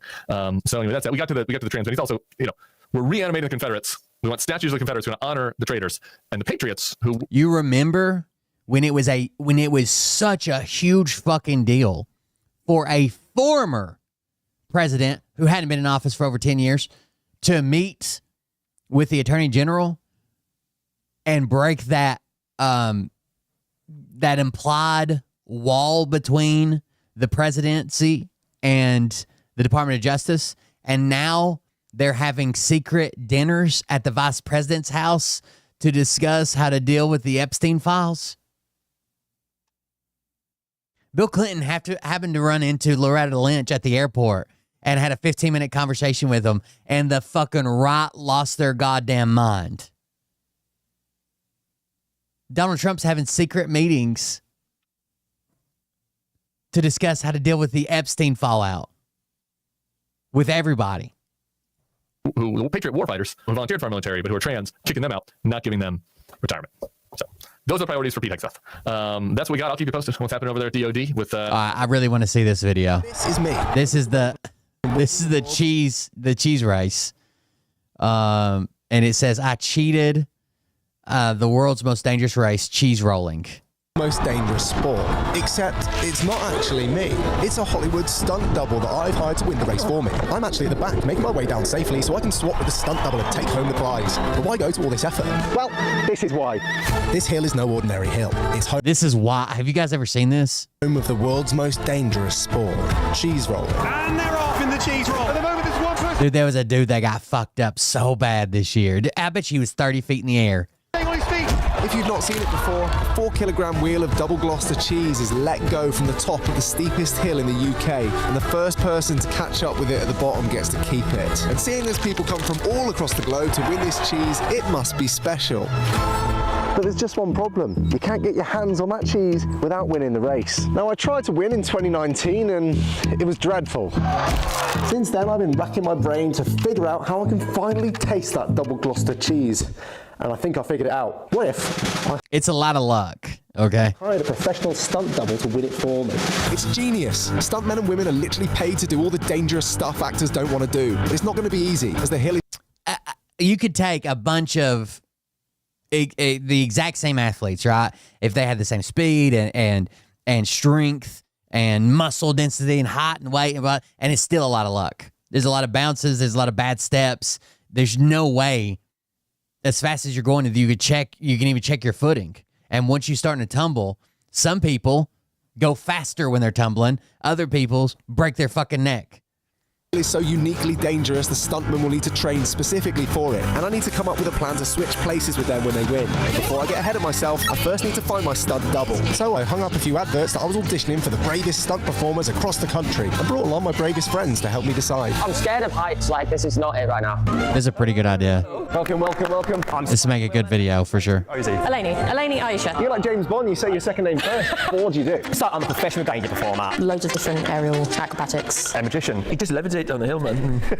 Do you know why you're here today? Yeah, an elite danger team's being put together. What, any of your skills running down hills? I've fallen down some hills. How did that go? I was young and drunk. Drunk. Yeah. Nice. It was an interesting start for the stunt performers. Oh, where's that good? As they would need to excel in 3 categories if we were going to pull this off. And already there were concerns about how it could be. Similar we looked, as this would make it harder to swap with me if they win. He looks nothing like you, though. Your build is knackered. You've got a great build. Thanks. Any comments? No comments. It was clear we were struggling a bit with the lookalike front. Feels like a key ring. With our best option so far being a magician. It does look quite a good fit, actually. What do you think? You think you've got what it takes? Probably not, no. Shut up! Right? Right, make yourself disappear. Well, that's the magician out of the running, so it was time to see how well the other 2 handled pain. Aisha? 2 razor sharp heads and nails. Oh, that's as hard, man. I think I can figure out how got it. You could hang me on a set of keys if you wanted. You can hang from that. Yes. And then we get to the really good bit where you come up here and stand on me. Oh my God. No, I'm not the right guy. Together. Oh, for the love of God. But you promise you won't die. I won't die. Deal.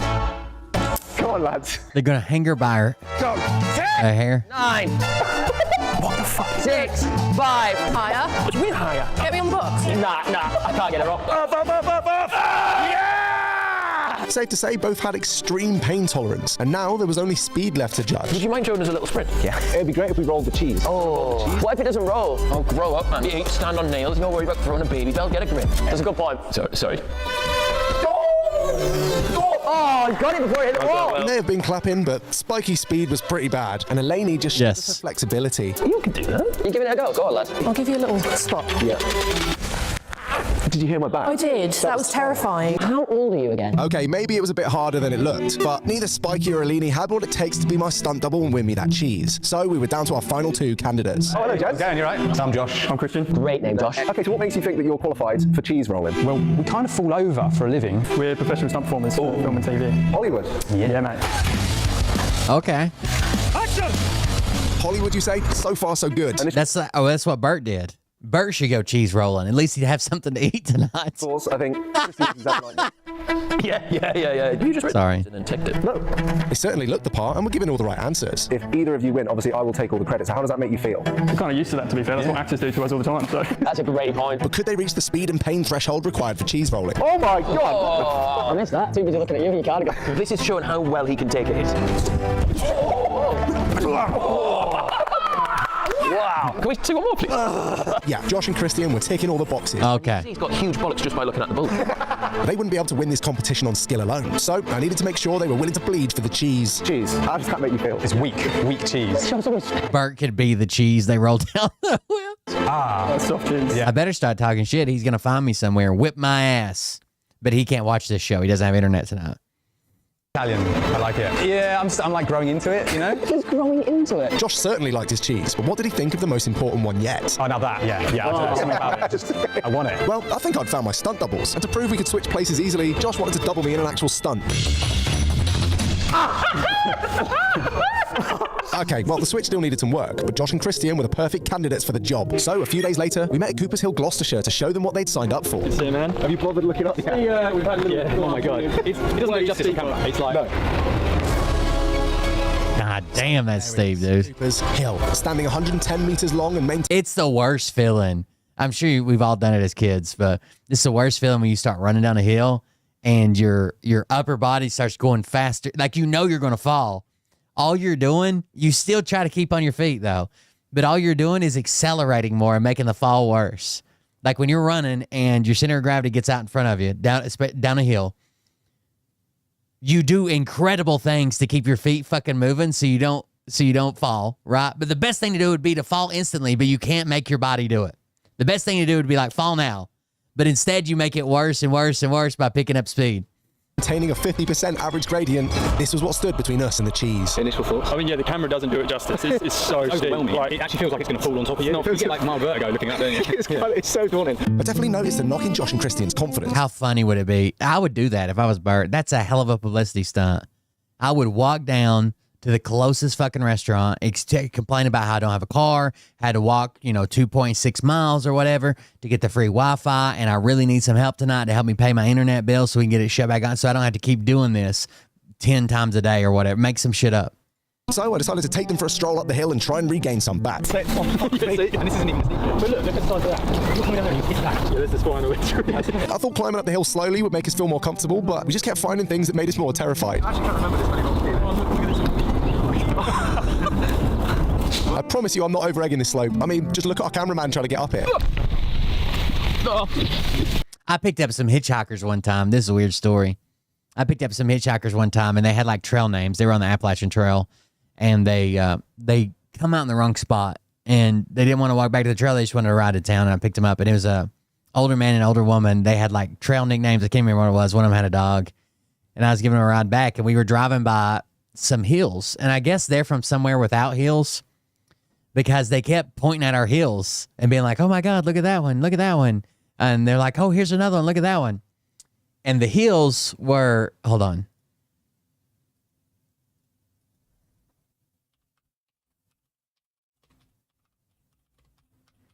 And I'm thinking, what the fuck are they talking about? What are they so impressed with the goddamn hill for? And I finally asked him, I was like, what are you doing? And the guy's like, the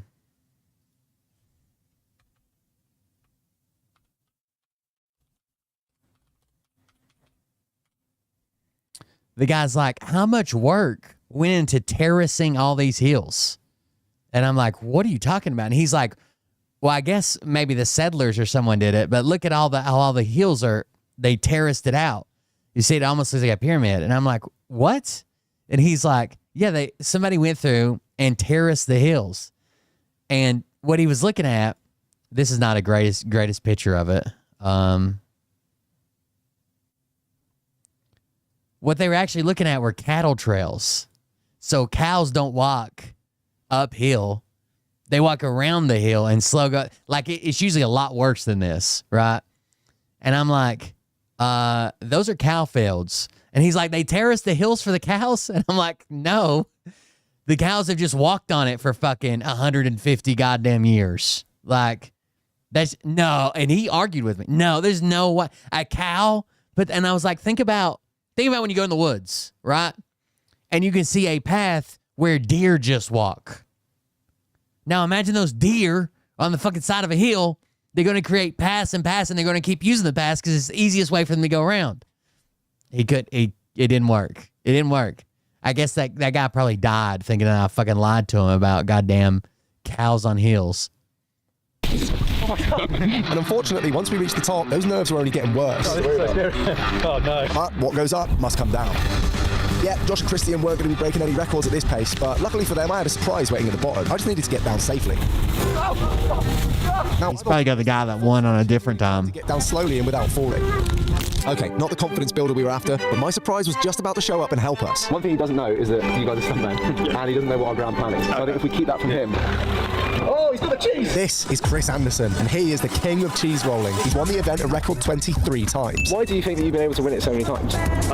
That one video was him passing the cheese. You've just gone up the bottle to run that for a sort of 30 minutes. Is anyone actually close to beating your record? No, Steve Guy's on 21. Okay. He's like in his 60s. Chris wasn't competing this year thanks to needing a hip replacement after some intense endurance running, but for some reason So the guy closest to his record is still 2 behind him, but he's already 60-something. Agreed to show me and the boys the best ways of getting down the hill, and even brought a practice cheese. How many of them you got at home? I ain't got any old, mate. What, you eating them? Family did. I don't like it. You don't like cheese? I don't like this cheese. What are you doing it for? The more I chatted to Chris, the more I understood the glory. Cheese rolling champion. Stick got stuck on my shorts. Straight through that. This was way bigger than just the cheese. This was about eternal glory. To have my name etched in time next to some of the greatest who ever do it. So we headed to the top of the hill for a second time to learn from the best. You alright, Chris? Yeah. How about you? Yes. Well, it turned out he wasn't alright. Oh, knee pads might be a good idea. It doesn't matter if you're a complete newbie or a 23-time champ. The hill respects no one. So winning this was going to take a lot more than just talent. And it was pretty clear that victory would go to whoever can stay on. This is a good video. This is a good video idea. This is a well put together video. This is really good. The kid who bit me in 2023. That was the difference. Yeah. So after taking on board as much knowledge as we could, Chris wanted to show us the true speed of the cheese. Ready? Oh my god. That's so fast, dude. The only way that guy got in front of it had to take so many bad bounces. Breaking news. A boy has been killed after being struck by a wheel of double Gloucester cheese. After seeing the cheese potentially decimate their van, the boys were even more scared than before. Terraforming on the hills and valleys where I live, close to large creeks and rivers for farming. Cool. And then we had even more bad news. That's right, the winner from last year, a German YouTuber called Tileko, was coming to defend his title. And this was terrible news for us because he's a bit of a stuntman himself, but he's not a professional Hollywood stuntman. And with that, we decided to go down the hill one final time, trying Chris's technique of staying on our feet. Oh dear, this was hopeless. I think it would be hard to do by yourself, like practicing like this. But I think the adrenaline when everybody else is running and trying to stay in front of them would make you go faster than you would just practicing. And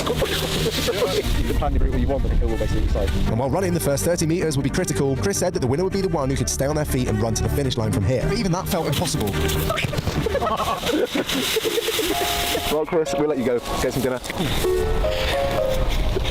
I mean, that was good, I think. I feel like I can read your body language right now. It's like, oh, I can't believe this.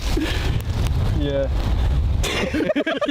Why don't we throw more bodies at the race? If we can get like 5, 6 people in the race, we statistically got a good chance. So if you boys can recruit some more idiots, not idiots, qualified idiots, I will prepare the game plan of how we do the switch at the bottom. And we'll see you in 6 days. Oh, while we're talking about idiots, let me show you this one. Somebody sent this to me today. I had seen it already, but they sent it to me and asked me, do you know this person? Obviously I do. I'm from a town of fucking 14,000 people.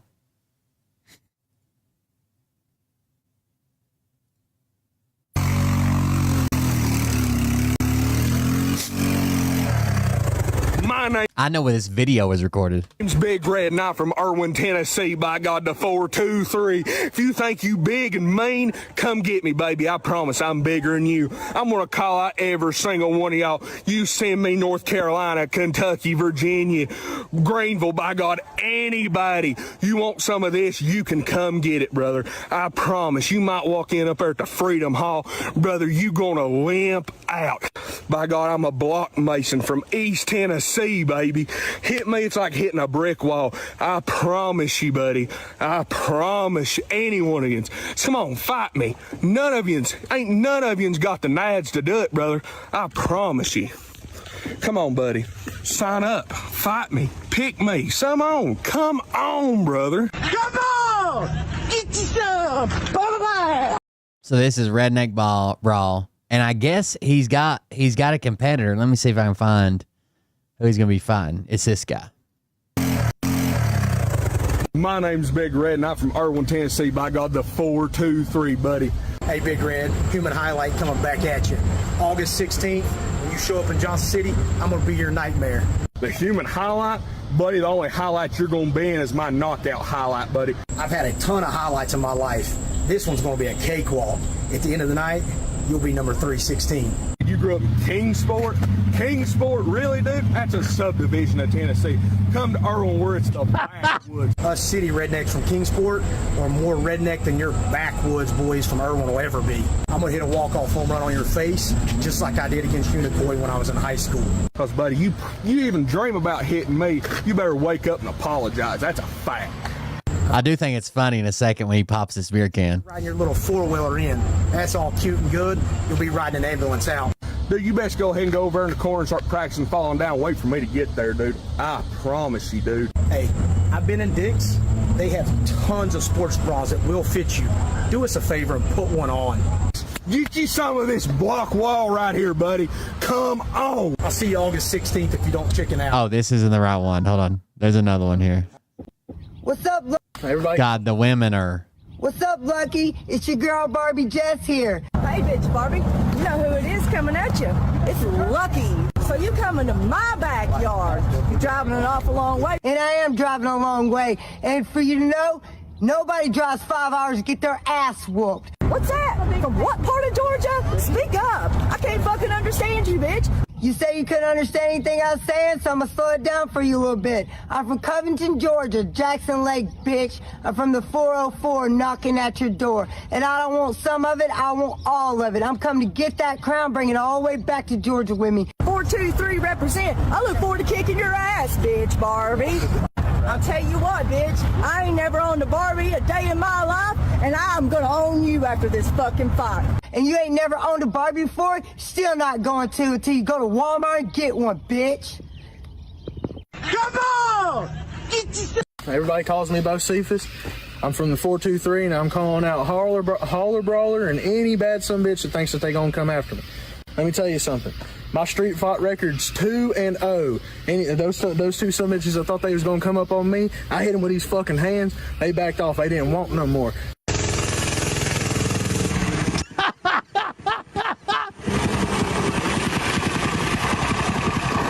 God, I'm embarrassed. My name is Luke. Are you allowed to be embarrassed of your area code? Sheep. They call me the Holler Brawler. Let me tell you something, son. You have that video, you on that fucking shit. You got that crop top looking like a little pee-wee cheerleader. This right here is the body of a man. Yeah, you ain't. You know, we have a guy that's 310 fighting a guy that's 210. No bad son bitch like you saying you are in that video. There is a phenomenon that people don't understand, okay? And it's called different things. So, I always heard it called cock strong, but it's like farm strong or like country strong, where there is a different group of people that grew up where I live, and they do not look like they're in shape. I didn't look like I was in shape. Well, I guess I did towards the end of high school. I set a weightlifting record, okay, for deadlift. There's something different about people that just grew up like fucking in the woods, like working their whole goddamn life. And they don't look like they're in shape, but they're incredibly fucking strong. Listen, you don't have to cross this line. I'm not saying it's these guys. It's hard to tell. You can have two guys that look similar, and one of them's weak as fuck because he's a fat piece of shit, and the other one's like, God damn, dude, did you just fucking lift that? How? I'm right here and I'll fuck you up. If you want to go on to the ring, see how Teleco Boy does it, we'll do it. I don't believe he'll make it past the first round. Let me tell you something. You ain't got nothing. I got this fucking lightning fast hands. You ain't got shit on me. Come see us August 16th at Freedom Hall. Come on! Hey, bitch, Barbie. You know who it is coming at you. It's Lucky from the 423. Lucky. Motherfuckers. Lucky at Aldi. What, bitch? I ain't never owned a Barbie a day in my life, and I'm gonna own you after this fucking fight. You have picked on the wrong person, and you got matched up with me, and I look forward to fucking you up in the arena August 16th. Come get you some, motherfuckers! It's Jess. They call me Barbie Jess, because I'm the fucking best. So you coming to my backyard. By the way, one good thing about coming here, less teeth to replace after the fight. An awful long way from what's that? From what part of Georgia? Speak up. I can't Someone said I'm telling my kids this was Caitlin Clark. understand you, bitch. I'm from Covington, Georgia, Jackson Lake, bitch. We're going to Redneck Raw, August 16th. 423 represent. I look forward to kicking your ass. Dude, they promised to get them some meth or something, right? Bitch, Barbie. I got all my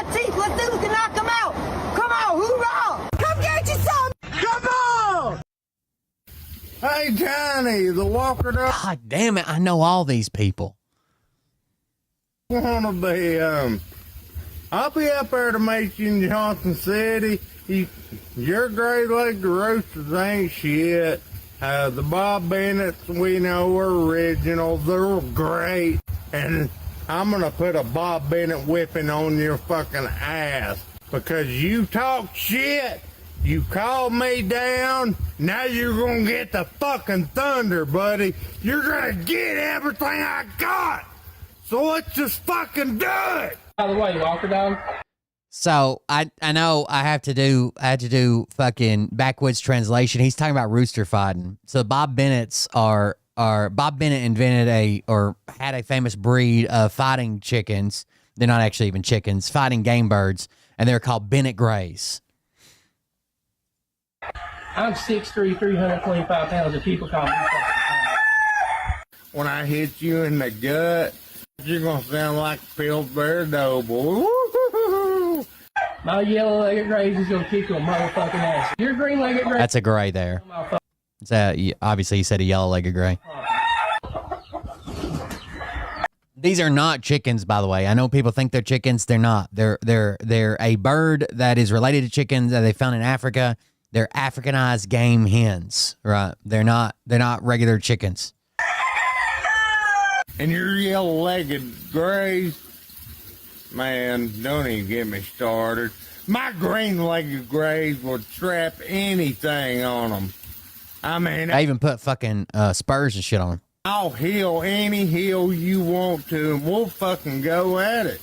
We'll hack them in the damn parking lot. Fuck, if we go to jail, we go to jail. Let's do it! Redneck! Hack 'em just means fighting chickers. Fighting chickens. Fighting chickens. All 10, I'm coming! Come on! Get you some! What's up, Do you eat them? No, they fight them. It's really fucked up. Like, when I was a kid, I didn't understand and got taken to some chicken fights and shit. Because I was a kid, right? But it's really fucked up. Like, they literally strap little fucking blades on their feet and have them fight each other. And bet money on them. Out of Elizabeth in Tennessee. I ain't got no takers. So Bones, I'm calling your punk ass out. Got 27 felonies, 38 misdemeanors. Been to 7 different prisons. What do you want to do, homie? You say you've been to 7 different prisons? Sounds like you checked out 6 different times with me, motherfucker. Going to prison don't make you hard. You need me to pop my teeth out? What's up, baby? You want to go? Throw me in. Let's do this thing. And I'll bragging about your criminal record. Down. They're weaker than Cotton County Kool-Aid, baby. Let's go. Why don't you come on down to Johnson City? You'll say, okay, here's how you tell if you're driving past game hens. They're stupid aggressive. Well, most of the time they're stupid aggressive. They keep them. Sometimes you'll be driving out in the country and you'll look over the side of the road from the interstate and you'll see those blue water barrels turned over on their side. They have a hole cut in them and a little pin around them. And it's not like a huge pen where you would keep like a bunch of animals, right? It's singular pins, right? It's one of those water barrels cut in half or the end cut off of it, and then a little bit of pin around it because they have to keep them separate because they'll fight each other fucking constantly. But you'll see like 30 of those in a fucking yard. They're keeping game hens in there. August 16th, 8 p.m., I'll give you a good old-fashioned country ass whooping. That's kind of... If they were regular chickens or roosters or whatever, they'd keep them all in one pen. You get hit more than I do. Come on! Get you some! Bye-bye! God damn. I'm from Elizabeth, Tennessee, 423, baby, Carter County. And I'm calling about any of you that want it. They call me Rambo just because I'm a dog and I love to fight. I ride bulls and I've been riding for about 7 years. Took a little break. My gear got stolen. Nothing big. I took the loss and I gained it back on my own. I went and got my gear back, and now I just work and I ride bulls and I take care of my little girl. And if any of you pussies think you're man enough, come get it. Come get it, baby. I'm right here. We lost all the shirts. I'll put you on your leash and walk you like the puppy you are. So if you think you're big enough, go ahead and dump your puppy ass off a porch and come get you a bite, big boy. Come on! Get you some, girls! What's up, Redneck Brawlers? My name's Brandy, a.k.a. Take a Shot of Brandy. I am 35 years old, about 135 pounds. I'm ready for you to catch these hands, girls. I'm undefeated in these streets. Come get it. Call me out. I'm ready for all y'all. Bristol, Johnson City, Kingsport, come get you some. Let's go! You want it, come get it. I was just trying to look for the one with the beer, by the way.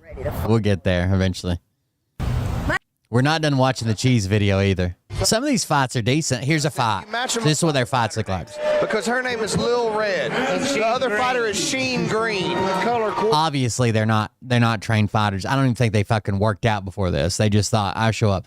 Gloves are fucking heavy, and people don't understand. When you're in a fight, it feels like it lasts forever. But when it's actually timed, man, you'll feel like you've been fighting for 30 goddamn minutes to look up and it's been 2. Oh, shit. Fire, whoa. son. They both landed. Whoa. Little Red's got an overhand on her, don't she? Oh. Look, there she goes with the little there overhand, it is. right? There we go. Oh. Shit. Sheen Green. If she puts her ass into it, she'll knock her out. Bro, she's got one on her. I'll give her that. She's got an ass like a grocery lady. Oh, hell shit. no. Oh, my God.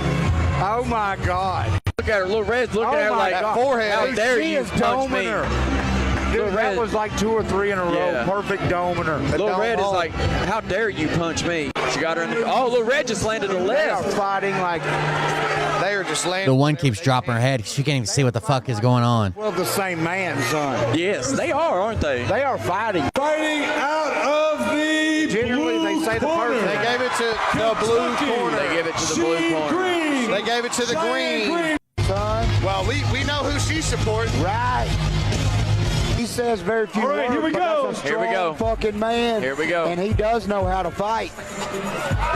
Oh my God! What just Taylor happened? Dunn down on the knee, just slipped. Oh. Playboy's standing back, pushing. He's like a fucking concrete wall. Playboy. God damn, dude. God damn. He folded his fucking clothes. That man's still wearing them, bro. Fuck yes. What a shot. You gonna shake it off? You could. Shake it off. His legs are gone. Look at his legs. Oh, God damn, dude. He's still folded up. come on! It's Hook Hogan. Holy fuck. Brawls. What the fuck?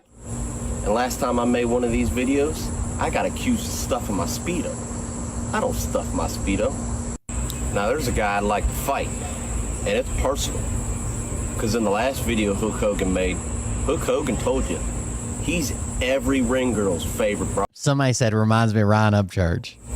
He was kissing Hook Hogan's ring girls. That don't sit right with Hook Hogan. So Meth Mountain Maniac, I want you, bud. I was supposed to go to college to play football, but I went to jail.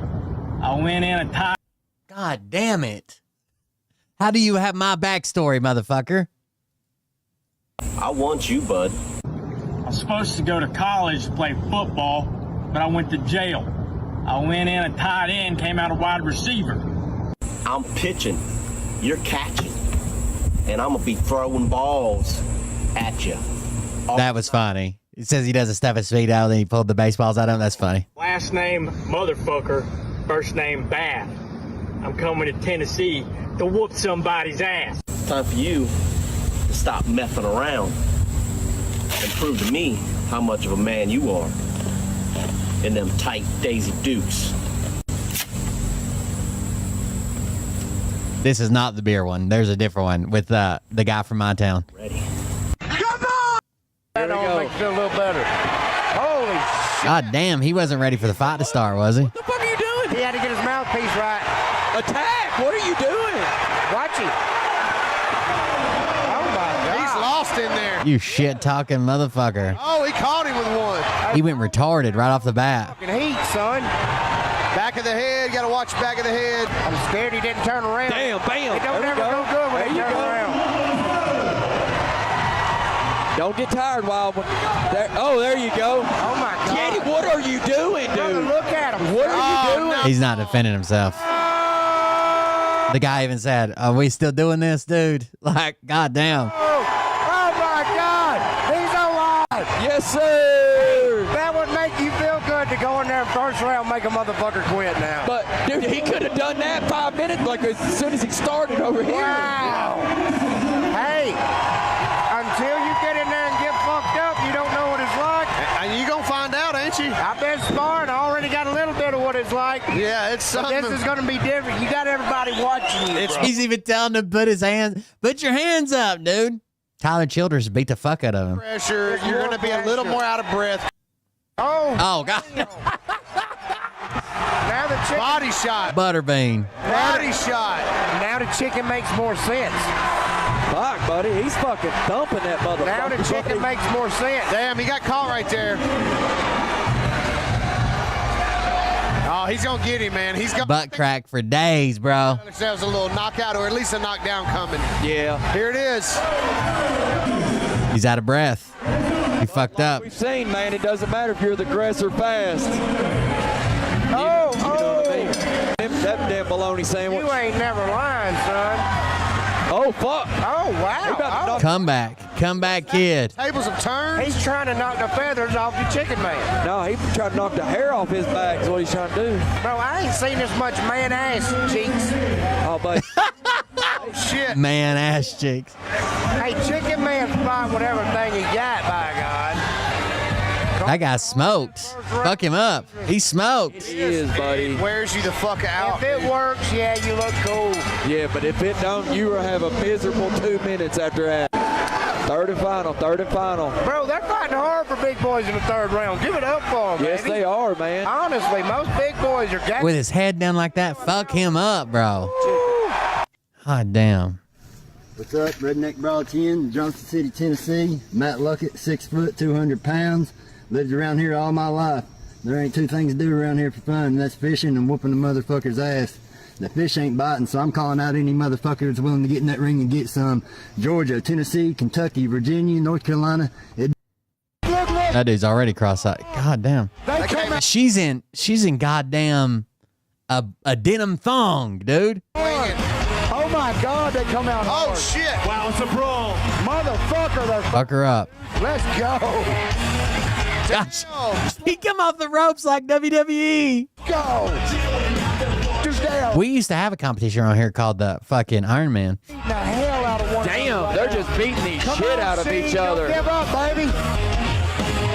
She needs to get away from her for a second. Get her some wind. Wouldn't that been cool if she turned around and just dropped it right there? Bro, let's go, ladies. Drop her and walk out that bitch. I bet. See, and she looks like she's like tough enough to twerk on the dick, fucking too. jab? Watch it, bro. Let's go. Most importantly, if you're a guy, you gotta wear the cup. Damn. Ooh. Yeah, bitch, don't you? Ooh. She ran right into that jab. That punch was not hard. She ran into it. Peace out, though, to get that ref stop it. You want Well, no, I think it's just that they ain't used to having a mouthpiece in their mouth. Hey, that ref's like fucking. They're used to other stuff. Oh my God. Oh my God. It sounded cool though. I try to cover it. It sounded almost Hey, robotic. every time she rushes her in that corner, she Oh, fucking fuck, nails her. Sheen Green just took a big one, Bubby. Oh my God. Oh, didn't she just give one? Both girls have Both fucking girls are killed it. fucking. She spit that mouthpiece out again. Hey, It ain't fitting her teeth right. she don't swallow. That's somebody else's She don't mouthpiece. swallow, I can tell you that. She ain't swallowing shit. Come on! Oh, this guy's wild. Hold on. Motherfucker! Hey y'all, my name is Joshua Thacker. They call me Big Dick. I am 5'9", 135 pounds with a 12-inch cock. They call you birth defect, bro. What the fuck? I can pleasure your girl in ways that you can only dream of, old son. Listen here, I've been away from home for quite a while, but with the redneck brawls coming up, I figure fuck it, why not? Because there's 3 things I know, and that is mining coal, chewing skull, and whooping motherfucking ass. So any of you boys down there want to throw hands with me, and let's fucking get it. Come on! God damn, dude. Yeah. Motherfuck! Right out the gate. Motherfuck! Slim said, hell yeah! The problem is you can't get mad in a fight. If somebody knows how to block, they can just wait you out, bro. Bro, Slim come out with it, baby. That's what happens when you come out too hot, man. You start running out of steam a little bit. Yeah, they're going to end up headbutting each other. Oh, there we go. That's a good baby. shot. That's an uppercut. Hey, Pretty Boy coming in with some good fucking punches on this second round. Can't hit in the back of the head. Shots, man. Pretty Boy, I ain't gonna lie, Pretty Boy seems like he's controlling the ring right now. At least with the punching. Oh, shit. Oh, fuck. Here it comes. Put him to sleep. Put him to sleep. Get it. Now's the time. Move. Hopefully he's got fucking towels. Why'd we cut to the crowd, bro? Let's fucking go, son. If he could just put a little power behind that, Pretty Boy knocked him out, man. Give it to him. Let's go. 30 seconds left. Oh. There it is. Get him. Don't stop now. They like this one. Oh, yeah. Finally. Hit him again. There it is. The ref's got to stop that, don't he? This is the first time. He's not defending himself. Ain't it crazy? 3 minutes and you can get fucked up. Yeah, don't take wore long. out, sweaty. No, listen. Red one. My name's from Kingsport, Tennessee, the 423. Redneck Brawl's coming in our neck of the woods. Johnson City. Thunderdome, bitches. Let's go. I'm ready for a fight. I'm ready to let's go. Let's start brawling. I'm not scared of nobody. I'm going to step in that ring. I'll call anybody. Oh, wait, what's her name? Tank Bull? The first comment says, I'm 100% convinced Tennessee and Kentucky are just two giant trailer parks right next to each other. Yeah, I could take me some Tank Bull. 5'6", I weigh 201 pounds, and I will beat your goddamn ass. Tank Bull. I'm coming for Tank Bull. If she's in the ring with me, she's gonna lose. You better be there. If you're ready to fight, you better pull up ready to fight. Because I'm fighting that night, and I'm gonna win. Don't bet against me. Come on! We got to find this video. Tennessee, repping the 865. I work at Juicy's Bail Bond, and I heard DOI Shy wanted to call me out. So I'm here to give you what you asked for. So call me out, babe. I'll see you August 16th in Johnson City. This is DUI Shy. I'll tell you who I'm calling out. I'm calling out anybody from Kentucky, Virginia, West Virginia. I don't give two fucks. I'm calling out anybody. I'll whip your ass in the ring just like I would in the damn dirt road. DUI Shy, I promise, girlfriend, I'm gonna knock the fake accent right out of your mouth. I'll see you the redneck girl. After this match, you're gonna want to go to the bar and get a drink because you'll be in so much pain. If you're willing to damn fight me, let's go, girl. Let's go. I'm whipped. What's up, Dr. J? And I'm ready. Come fight me. Redneck bro. August 16th. All right, I want to find this one video because it was funny. The guy tried to do the Stone Cold Steve Austin, where he fucking smashes the beer and chugs it. It's this one. The human highlight right here. But it all goes in his eyes, and he's got his fucking eye closed trying to talk shit. Watch. To call out Big Red.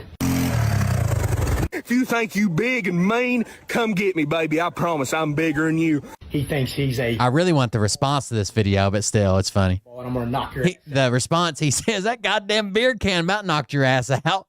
Big boy, step in the ring with me August 16th in Johnson City. Let's see if you got the gonads to do what it takes and all your promises. The top comment on this one says, I'm still trying to figure out how y'all gonna get there. Do y'all even own cars? You flapping them gums. I don't think you got what it takes. We ride share. You out, you're gonna find out what right 316 means. You know what it means? Watch. It all goes in his eye. So look, his eyes are closed. Whipping ass. Whipping ass and never blinking. Right here. Anyways, that was my favorite part of the whole video. That's what we were looking for. So while the boys got to work asking around, whipping one final piece of the puzzle left. Susan can find you. Do the switch properly, I have to be at the bottom of the hill when Josh or Christian wins. The only problem with that is the only way to be at the bottom of the hill is to enter the cheese roll. I didn't want to have to do it, but I am going to have to go down that hill. Here's the plan. Josh and Christian go down the hill quickly in order to cross the line first. Meanwhile, I follow them down, albeit much slower, and meet them at the bottom. The cheese is then handed out to the winner once everyone crosses the finish line. So all we need to do is convince everyone watching that it's actually me who crossed that line first. Now, obviously, if we get to the bottom and we all look like this, everyone's going to know who actually won. Welcome to my world. I live in it 24/7. And y'all wonder why I have these interactions like at fucking Walmart and the McDonald's and shit like that, right? You see, I run into these people. That's who I'm dealing with every fucking day. People are like, there's no way he's making that up. I'm not. I wish I fucking made it up. They all look the same. So all that was left. They've taken years off my life, okay? It was to order an outfit that would make us all look identical. And just a few days later, thousands had travelled from far and wide, drawn by the wild scent of cheese, which drifted across the green fields of Gloucestershire. But only one person could be victorious. And I'd be lying if I said I wasn't absolutely bricking it. I know for a fact I'm not going to win, but Christian's managed to bring in some big dogs. We've got some extra stuntmen, and obviously Josh just decided weirdly to go to the hill by himself. My name's Isaac, and I'm a stuntman. My name's Ewan, and I also fall over for a living. My name's Alfie. I'm also as stupid as these other two. These guys were the real deal, and with only 27 men in the race, having a few extra bodies would increase our chances by a lot. So I bought 6 crash test dummy morph suits to conceal our identities. While we were getting padded up, I discovered a slight problem with the suits. Oh, you can't see Definitely. Oh no, you can't see nothing.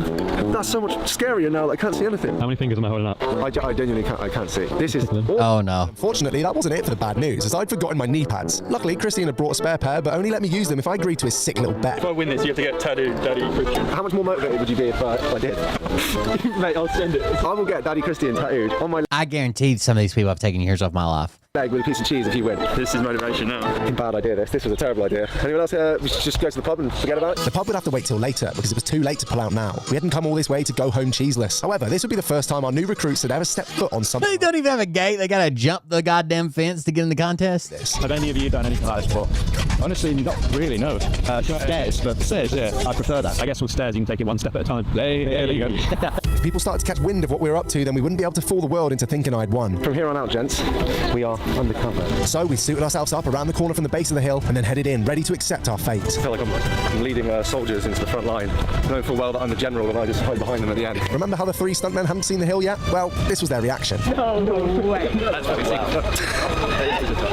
Shit. Yeah, steeper than it looks in the videos. The chants of cheese echoed across Cooper's Hill. It's always steeper at least in the videos. Look how they're standing. And this is down towards the bottom, dude. The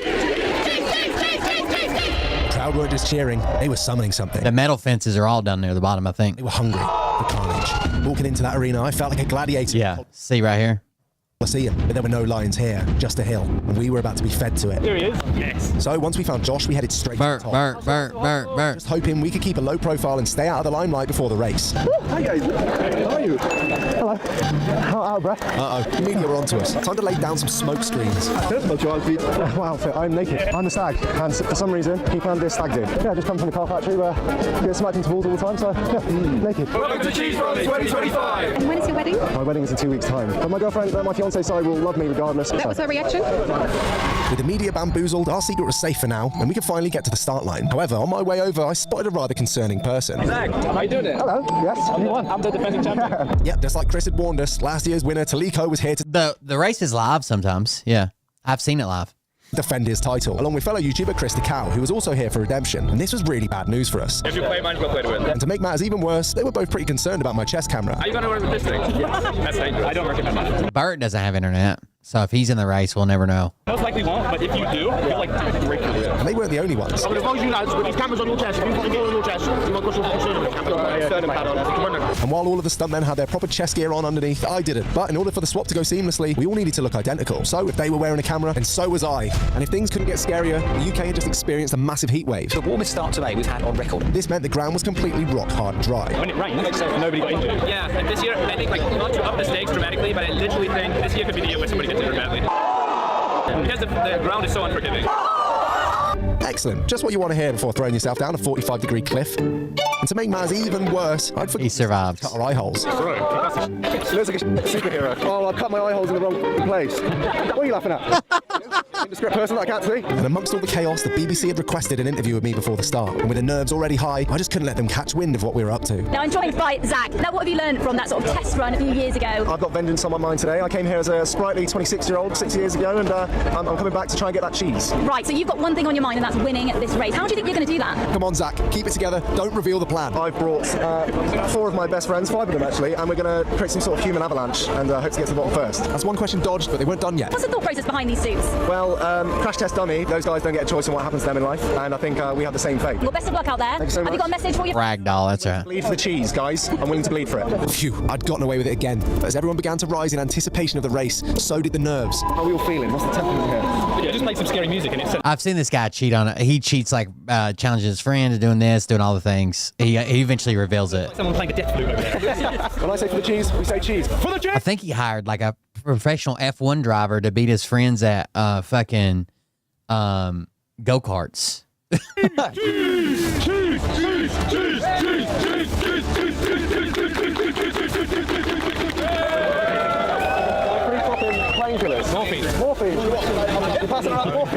was no turning back now. Our fate was in the hands. Taking morphine. 15 seconds of pain for a lifetime of glory. Cheese, echoing like a prophecy, signalling one thing: our time had come. These are nervous moments. Very, very nervous indeed. And believe me, when you're up there, when you look at it from this position, it is almost a sheer drop. Right, front row, front row, front row.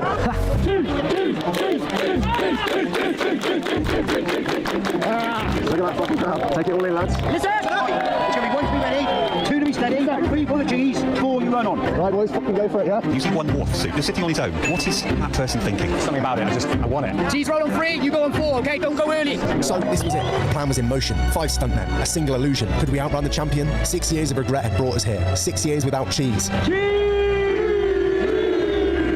about 20 seconds to go here. Last chance for that.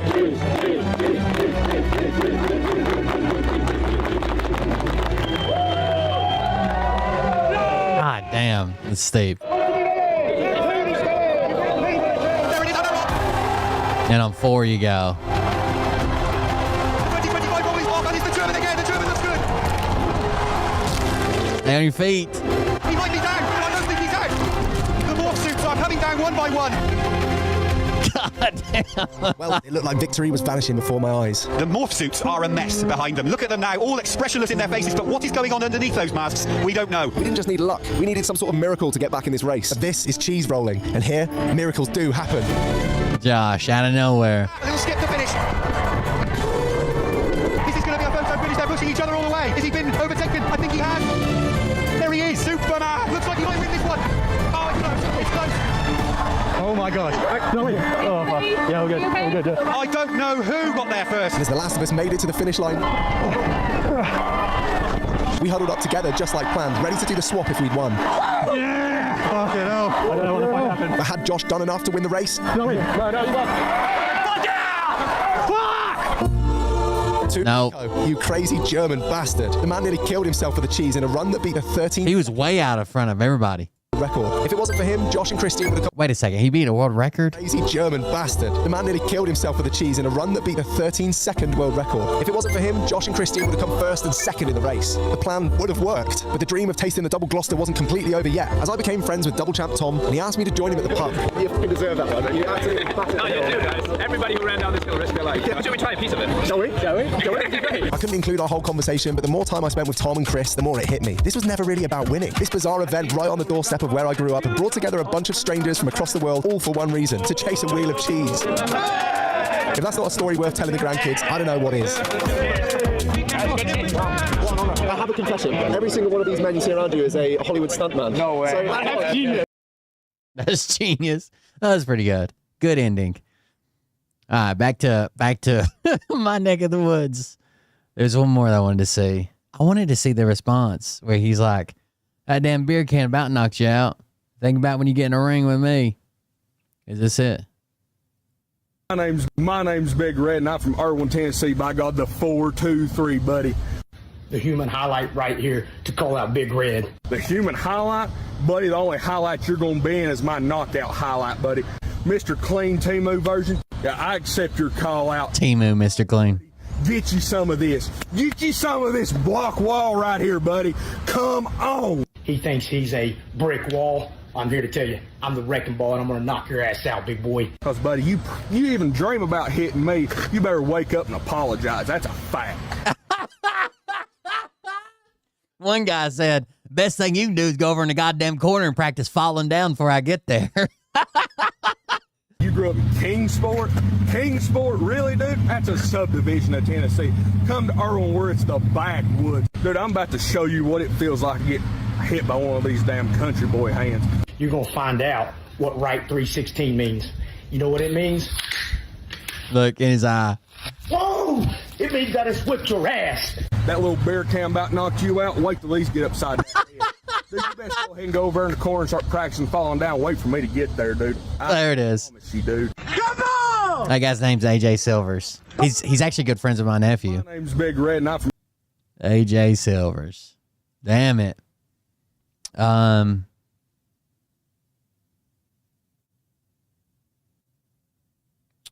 What was the other thing? There was something I was just about to play a second ago, but I don't know where it went. Oh, here it is. No, there's a more recent one. Here it is. And 2 days ago. Really concerned about pedophiles. This is Andrew Callahan from Channel 5 News, who started his own thing. Obviously, he has more left-leaning politics. He did a little documentary on the QAnon guy that's like fucking so wrapped up in QAnon or whatever. He can't get him out. His friends and family are worried about him. He leans a little bit more left than he does right. And apparently him and Lex got into a little bit of a debate. Yeah, I mean, I don't like pedophiles either, but I don't think about it all the time. Was one of the things you do in the film is kind of confront one of the QAnon folks. There he is. Where his concern He's a pedo. Everybody's a pedophile. And you showed to him. Well, calls himself a pedophile hunter and makes. But he's a pedophile. Exposing Democratic elite pedophile cabals and is himself a convicted child molester. There's an old thing that people say that every confession, every accusation is a confession. Andrew Callahan went on Lex Friedman's show and they talked about a variety of subjects. Andrew Callahan recently went very viral with his interview and discussion with Hunter Biden. And I wanted to share this conversation that Andrew Callahan had with Lex Friedman on the channel because it was one that I hadn't seen before and I thought maybe a lot of you had not seen before. So we're going to take a look at a very interesting conversation between Andrew Callahan and Lex Friedman. I have my thoughts that I want to share about this as well. Let's get into it together. Just on your own politics, is it fair to say that your politics leans left? I'm not really sure sometimes. You know, I like to think that I am socially left. Like, I think people should be able to dress and act like however they want. I don't believe in restricting people's social freedoms. I don't know. I don't really see myself as left or right. I just never have. Well, if you just like objectively zoom out and don't have an insane standard of the extremes, it feels like a lot of your work leans left. So Lex Friedman here seems to want to put Andrew Callahan in some kind of a box as far as what his beliefs are. And I don't know enough about Andrew Callahan to know exactly what his beliefs are. But I think this is kind of a normal thing that we have this very Coke versus Pepsi, PlayStation versus Xbox society where everybody has to pick a side. You have to. He also put one of those sides, and you Patrick Bet Davis in his place too. Andrew did. Andrew did a pretty good job on both of them. Cross over to the other. But I think for most normal people, there are a lot of shades of gray. And I don't think most people are just walking around every day thinking, I'm on the left or I'm on the right. Yeah, there are definitely people that is their identity. But I don't think the vast majority of people put themselves into a box of being Democrat or Republican or liberal or conservative in all areas of their life. So to me, this is a good answer by Andrew Callahan here. I tend to lean toward like the empathetic perspective, which I do think is more on the left than the right. But also, I'm not into like super like PC stuff. You know, I don't believe in limiting free speech either. I don't. On April 22nd. Sorry. I believe in a free internet, which I think is more embraced now by conservatives. But it does seem that, maybe you can correct me, but I get the sense sometimes that the left attack their own very intensely. It does happen. But every community has terms of exile. I mean, think about what happened in the conservative realm. You know, like when Black Rifle Coffee Company like denounced Kyle Rittenhouse. They lost a lot of money too. Like, it's not the right attacks its own too. I mean, think about Bud Light and stuff. Like I mean, you know, like every community has terms of exile. You just got to know who you're engaging with, and you got to make that decision carefully. I mean, that's if there's an actual write-up of the things you're not allowed to say for each thing. And then I wonder whose list would be longer. It just does feel like the list is a little longer. If you're conservative and you have a t-shirt with like a demon on it, like say goodbye. You know what I mean? You know, there's certain stuff that they freak the hell out about.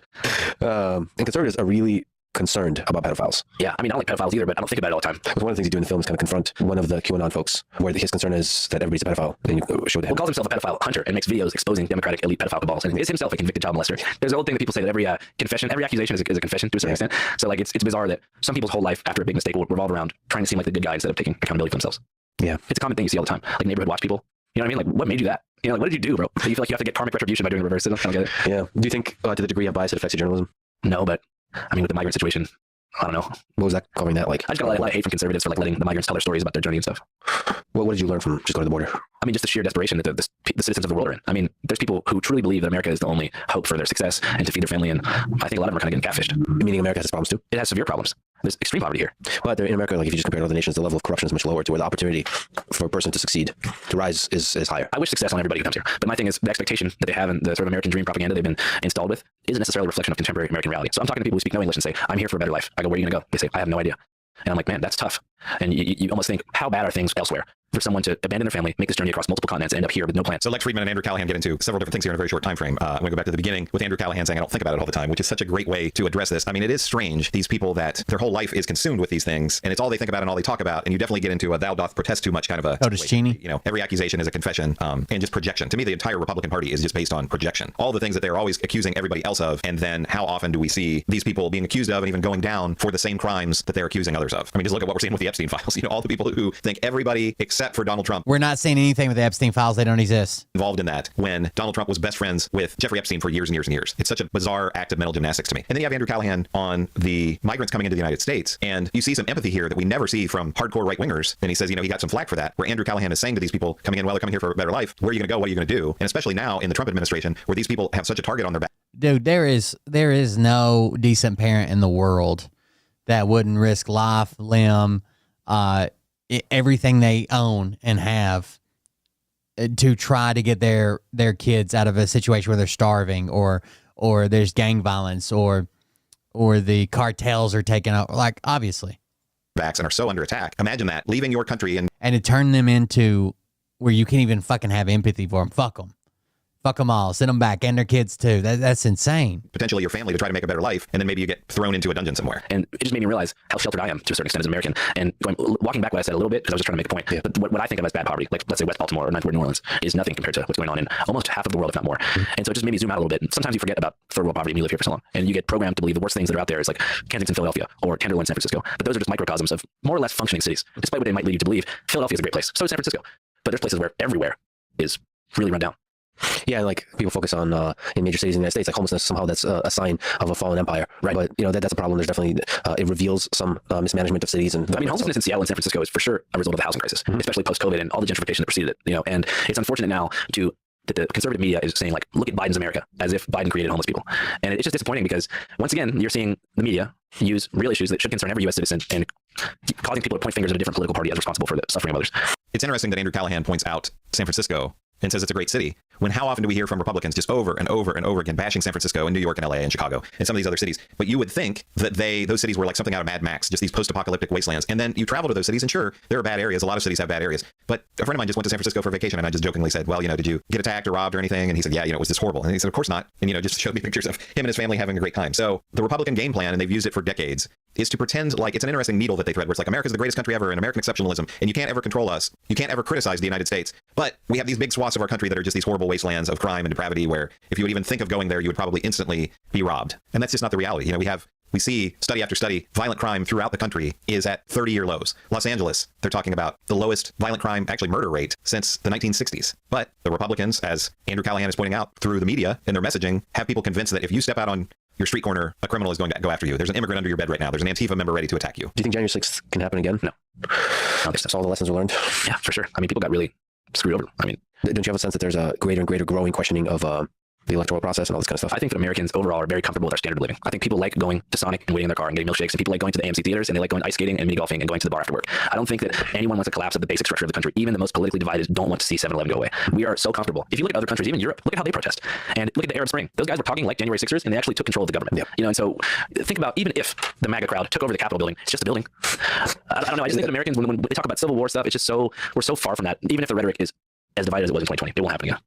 For it to really happen, it has to be there has to be a level of desperation. There has to be a level of economic desperation that's causing people to starve, or some basic resource going away, water, something like that. So this is another area where I think Andrew Callahan is right in terms of the comfort level of Americans, but I don't really think that's the reason that we're not going to see another January 6th type event anytime soon. And Lex Friedman says lessons were learned. I think there were lessons learned, and those lessons were that the system essentially held up. Yes, we had Donald Trump get in there and pardon these creeps, but prior to that, they lost jobs, they went to prison, and we haven't seen anything remotely close to that since January 6th. And even when Donald Trump was going to trial and all of that, there were all these predictions and calls that there were going to be mass protests then, and there were not, because they were scared. They were scared of losing their jobs. They were scared of going to jail, of going to prison. So the system held up now. Republicans can get in there and dismantle the system to allow another January 6th type of a thing to happen again, I suppose. But we still, even with all the horrible stuff that Donald Trump is doing and his administration are tearing down our democracy, we still have courts. We still have people lawyers and judges who would put these people away if they try to do this again. So thank God. Perfect. The system held up and scared all of these nut jobs enough that they didn't want to try it again. That doesn't mean that it won't happen again someday, but I think Andrew Callahan's right that it won't happen anytime soon. And I don't think it's exactly for the reason that Andrew Callahan is saying. I think it's because of our court system. There was a controversy a year ago where a woman came forward and said that you were pushy with her. You respected the no, you got the consent, but you were pushy about it. Looking back, can you tell the story of that? What are the lessons you learned from it? Yeah, I mean, I've yet to speak on this for a lot of reasons, mostly because it was a hard time and it's a sensitive subject, and I've wanted to prioritize the reporting, but I think that now I'm ready and able to do so. Everything sort of started on December 30th, 2022, and that was basically the woman that made a claim against Andrew was that it was consensual sex, but he was almost like desperate and too pushy. Not that it wasn't consensual and I was right, but she didn't really want to, and he talked her into it. The release date of the HBO project. Like I told you, we didn't know when the movie was going to come out. We weren't told that it was going to come out on that date until early November. And so I was like, oh my God, here we go. We got a movie coming out. HBO, I didn't even know it was going to be them. So every day for those 50 days to where I received word and to the movie announcement or to the movie release was like, I was like a kid waiting for Christmas morning. You know what I mean? It was like every day I saw the movie release date as the first day of like the rest of my life. And so I remember the week of the movie release, it was like every day I was like, oh my God, 6 days, 5 days, 4 days. And when it became 2 days, like I was so excited. And so like, honestly, anxiety riddled because it was such a massive platform that I went out to the desert by myself out in the Mojave, got a hotel and just kind of sat there. And then the movie release day comes. It was supposed to come out at 8 p.m. Pacific Standard Time. I remember it was like 12 hours left, 10 hours left. And then 8 minutes before the movie at 7:52, or I guess it was sent at 10:52 East Coast time, I got a text message requesting a portion of my fat HBO check to contribute toward apparently years of therapy bills that this person had accrued after she says that she felt that I pressured her into giving consent years prior. And I was confused, not only because of the timing, but because this is someone that I hadn't seen in years or spoken to in years, and I presumed that I was on good terms with. So I didn't respond to the text message. And then when I didn't respond, about 7 days later, this person made some TikTok videos and with the help of some friends, launched an online campaign that got picked up by the press pretty quickly. So what did you feel like when you got that text? Well, it's tough because on one hand, I'm not opposed to restitution being part of a private accountability process for real abuse. You know, like if you've hurt someone to an extent that took them out of work or something, like I think they're entitled to some money. But unfortunately, as I later learned, this person had legal counsel, and this was an attempt to basically create evidence by extracting a confession from me to use as precedent for a civil lawsuit to the tune of $2 million.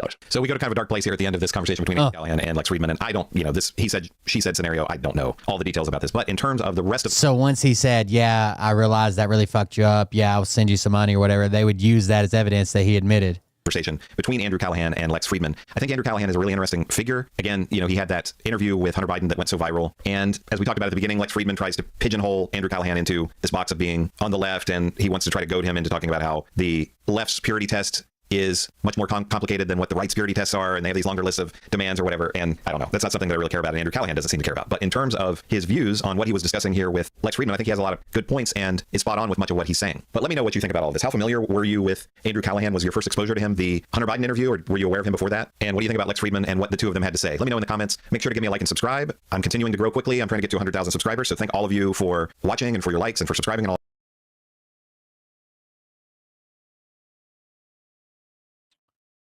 All right, guys, last one, then I'm out. Support the show, buymeacoffee.com/coldbeer. Hello, my name is Jake. I am a living... This is called basically every Jubilee video ever. Hello, my name is Jake. I am a living human being who is currently alive. My first claim is that I don't think I should be murdered. Hello. Okay, I'm going to talk really fast in order to make a half-baked point and just hope you don't call me out on it. Does it really matter if I kill you? Secondly, hold on. Please don't interrupt me. I have a family. Do you have a family? Answer the question. Yes. It matters if you murder. To you? It's one alive guy versus 20 murderers. Yes. But to anyone else? My mother would be disappointed. That's exactly my point. Would anyone else? You're moving the goalpost. For me, it would feel really good to kill you. Like, amazing. Let me get this straight. You believe that you have a better right. I'm saying it would feel good. So you're all fine with this logic that we can just say and do whatever we want. No. Because last I checked, we live in a society and not a Blumhouse purge movie. No, hey, clearly I'm making a pretty good point because everyone's trying to vote you out before I get to the end of my point, which is I've been voted out. Shoot, I was actually really close to getting to the end of my point right there. It's been a pleasure. Cheers. My second claim is, please don't kill me. Please. Oh God, please. Whoa. You got here fast. Yeah, well, I really want to kill you. I can tell. First off, I believe in respect. I show respect to everyone, no matter who you are. I believe we're better as a society when we respect one another. No, I appreciate that. Here's why I'm going to kill you. Is that a threat? It is just a statement. Where do you find these people, man? I'm just stating things and you're being really divisive. Okay. Your car is parked, 30 yards from the door over here. Do you really think you can outrun all 20 of us and get to your car in time? I mean, one of us is gonna kill you. I mean, if not me, one of these other people. No, we're not arguing if it will happen. We're arguing if it should happen. I think so. Please don't kill me. I have so much to live for. It's actually illegal as well, and I'm calling the cops right now. I got voted out. Shoot, I was really close to calling them too. Nice chatting. Cheers. My final claim is, no, please help me. This is a trap. Hello. I actually agree with your earlier point that you do have a lot to live for. You have a wife, you have kids. Yes. I just don't care. Okay. I'm still going to kill you. What about the 2019 NASA research paper that claims 99.9% of people don't want to be murdered? Okay, what about the research that says I don't care? What are your sources for that? I don't need. Well, pal, it sounds like you're forfeiting your argument. Okay, but it doesn't matter because we're all going to kill you. Okay, yeah, really solid argument. Well, I was really impressed with the skill of some of these debaters. You know, whatever you think of their arguments, I think that they have a lot of passion, they have a lot of drive, and I hope we were able to find some common ground. Hello? Is this part of the video or the exit strategy? Anyone? Hello? All right, guys. Thank you all for joining us. Support the show while we're offline. Buymeacoffee.com/coldbeer. I would appreciate it. If you guys want to support the show, I'll be back tomorrow, I guess. Yeah, thank you guys for joining us. Thank you for being here. We'll see y'all later. Have a good one, guys. That was a fun show. But I can tell you this about if this douchebag happens to see this particular show, you don't have the fork and balls to call out the people on this planet by name and tell them exactly who they are and tell them the rest of the world who they are. You don't have the fork and balls. You don't have the balls. Okay, Scott. Here we go. I think I started some shit. Listen off, it's about to get lit. Get the place in the best, you know that stage is set. You better buckle up, cause you ain't seen none yet. Here we go, I think I started some shit. Piss them off, it's about to get lit. Get the place in the best, you know that stage is set.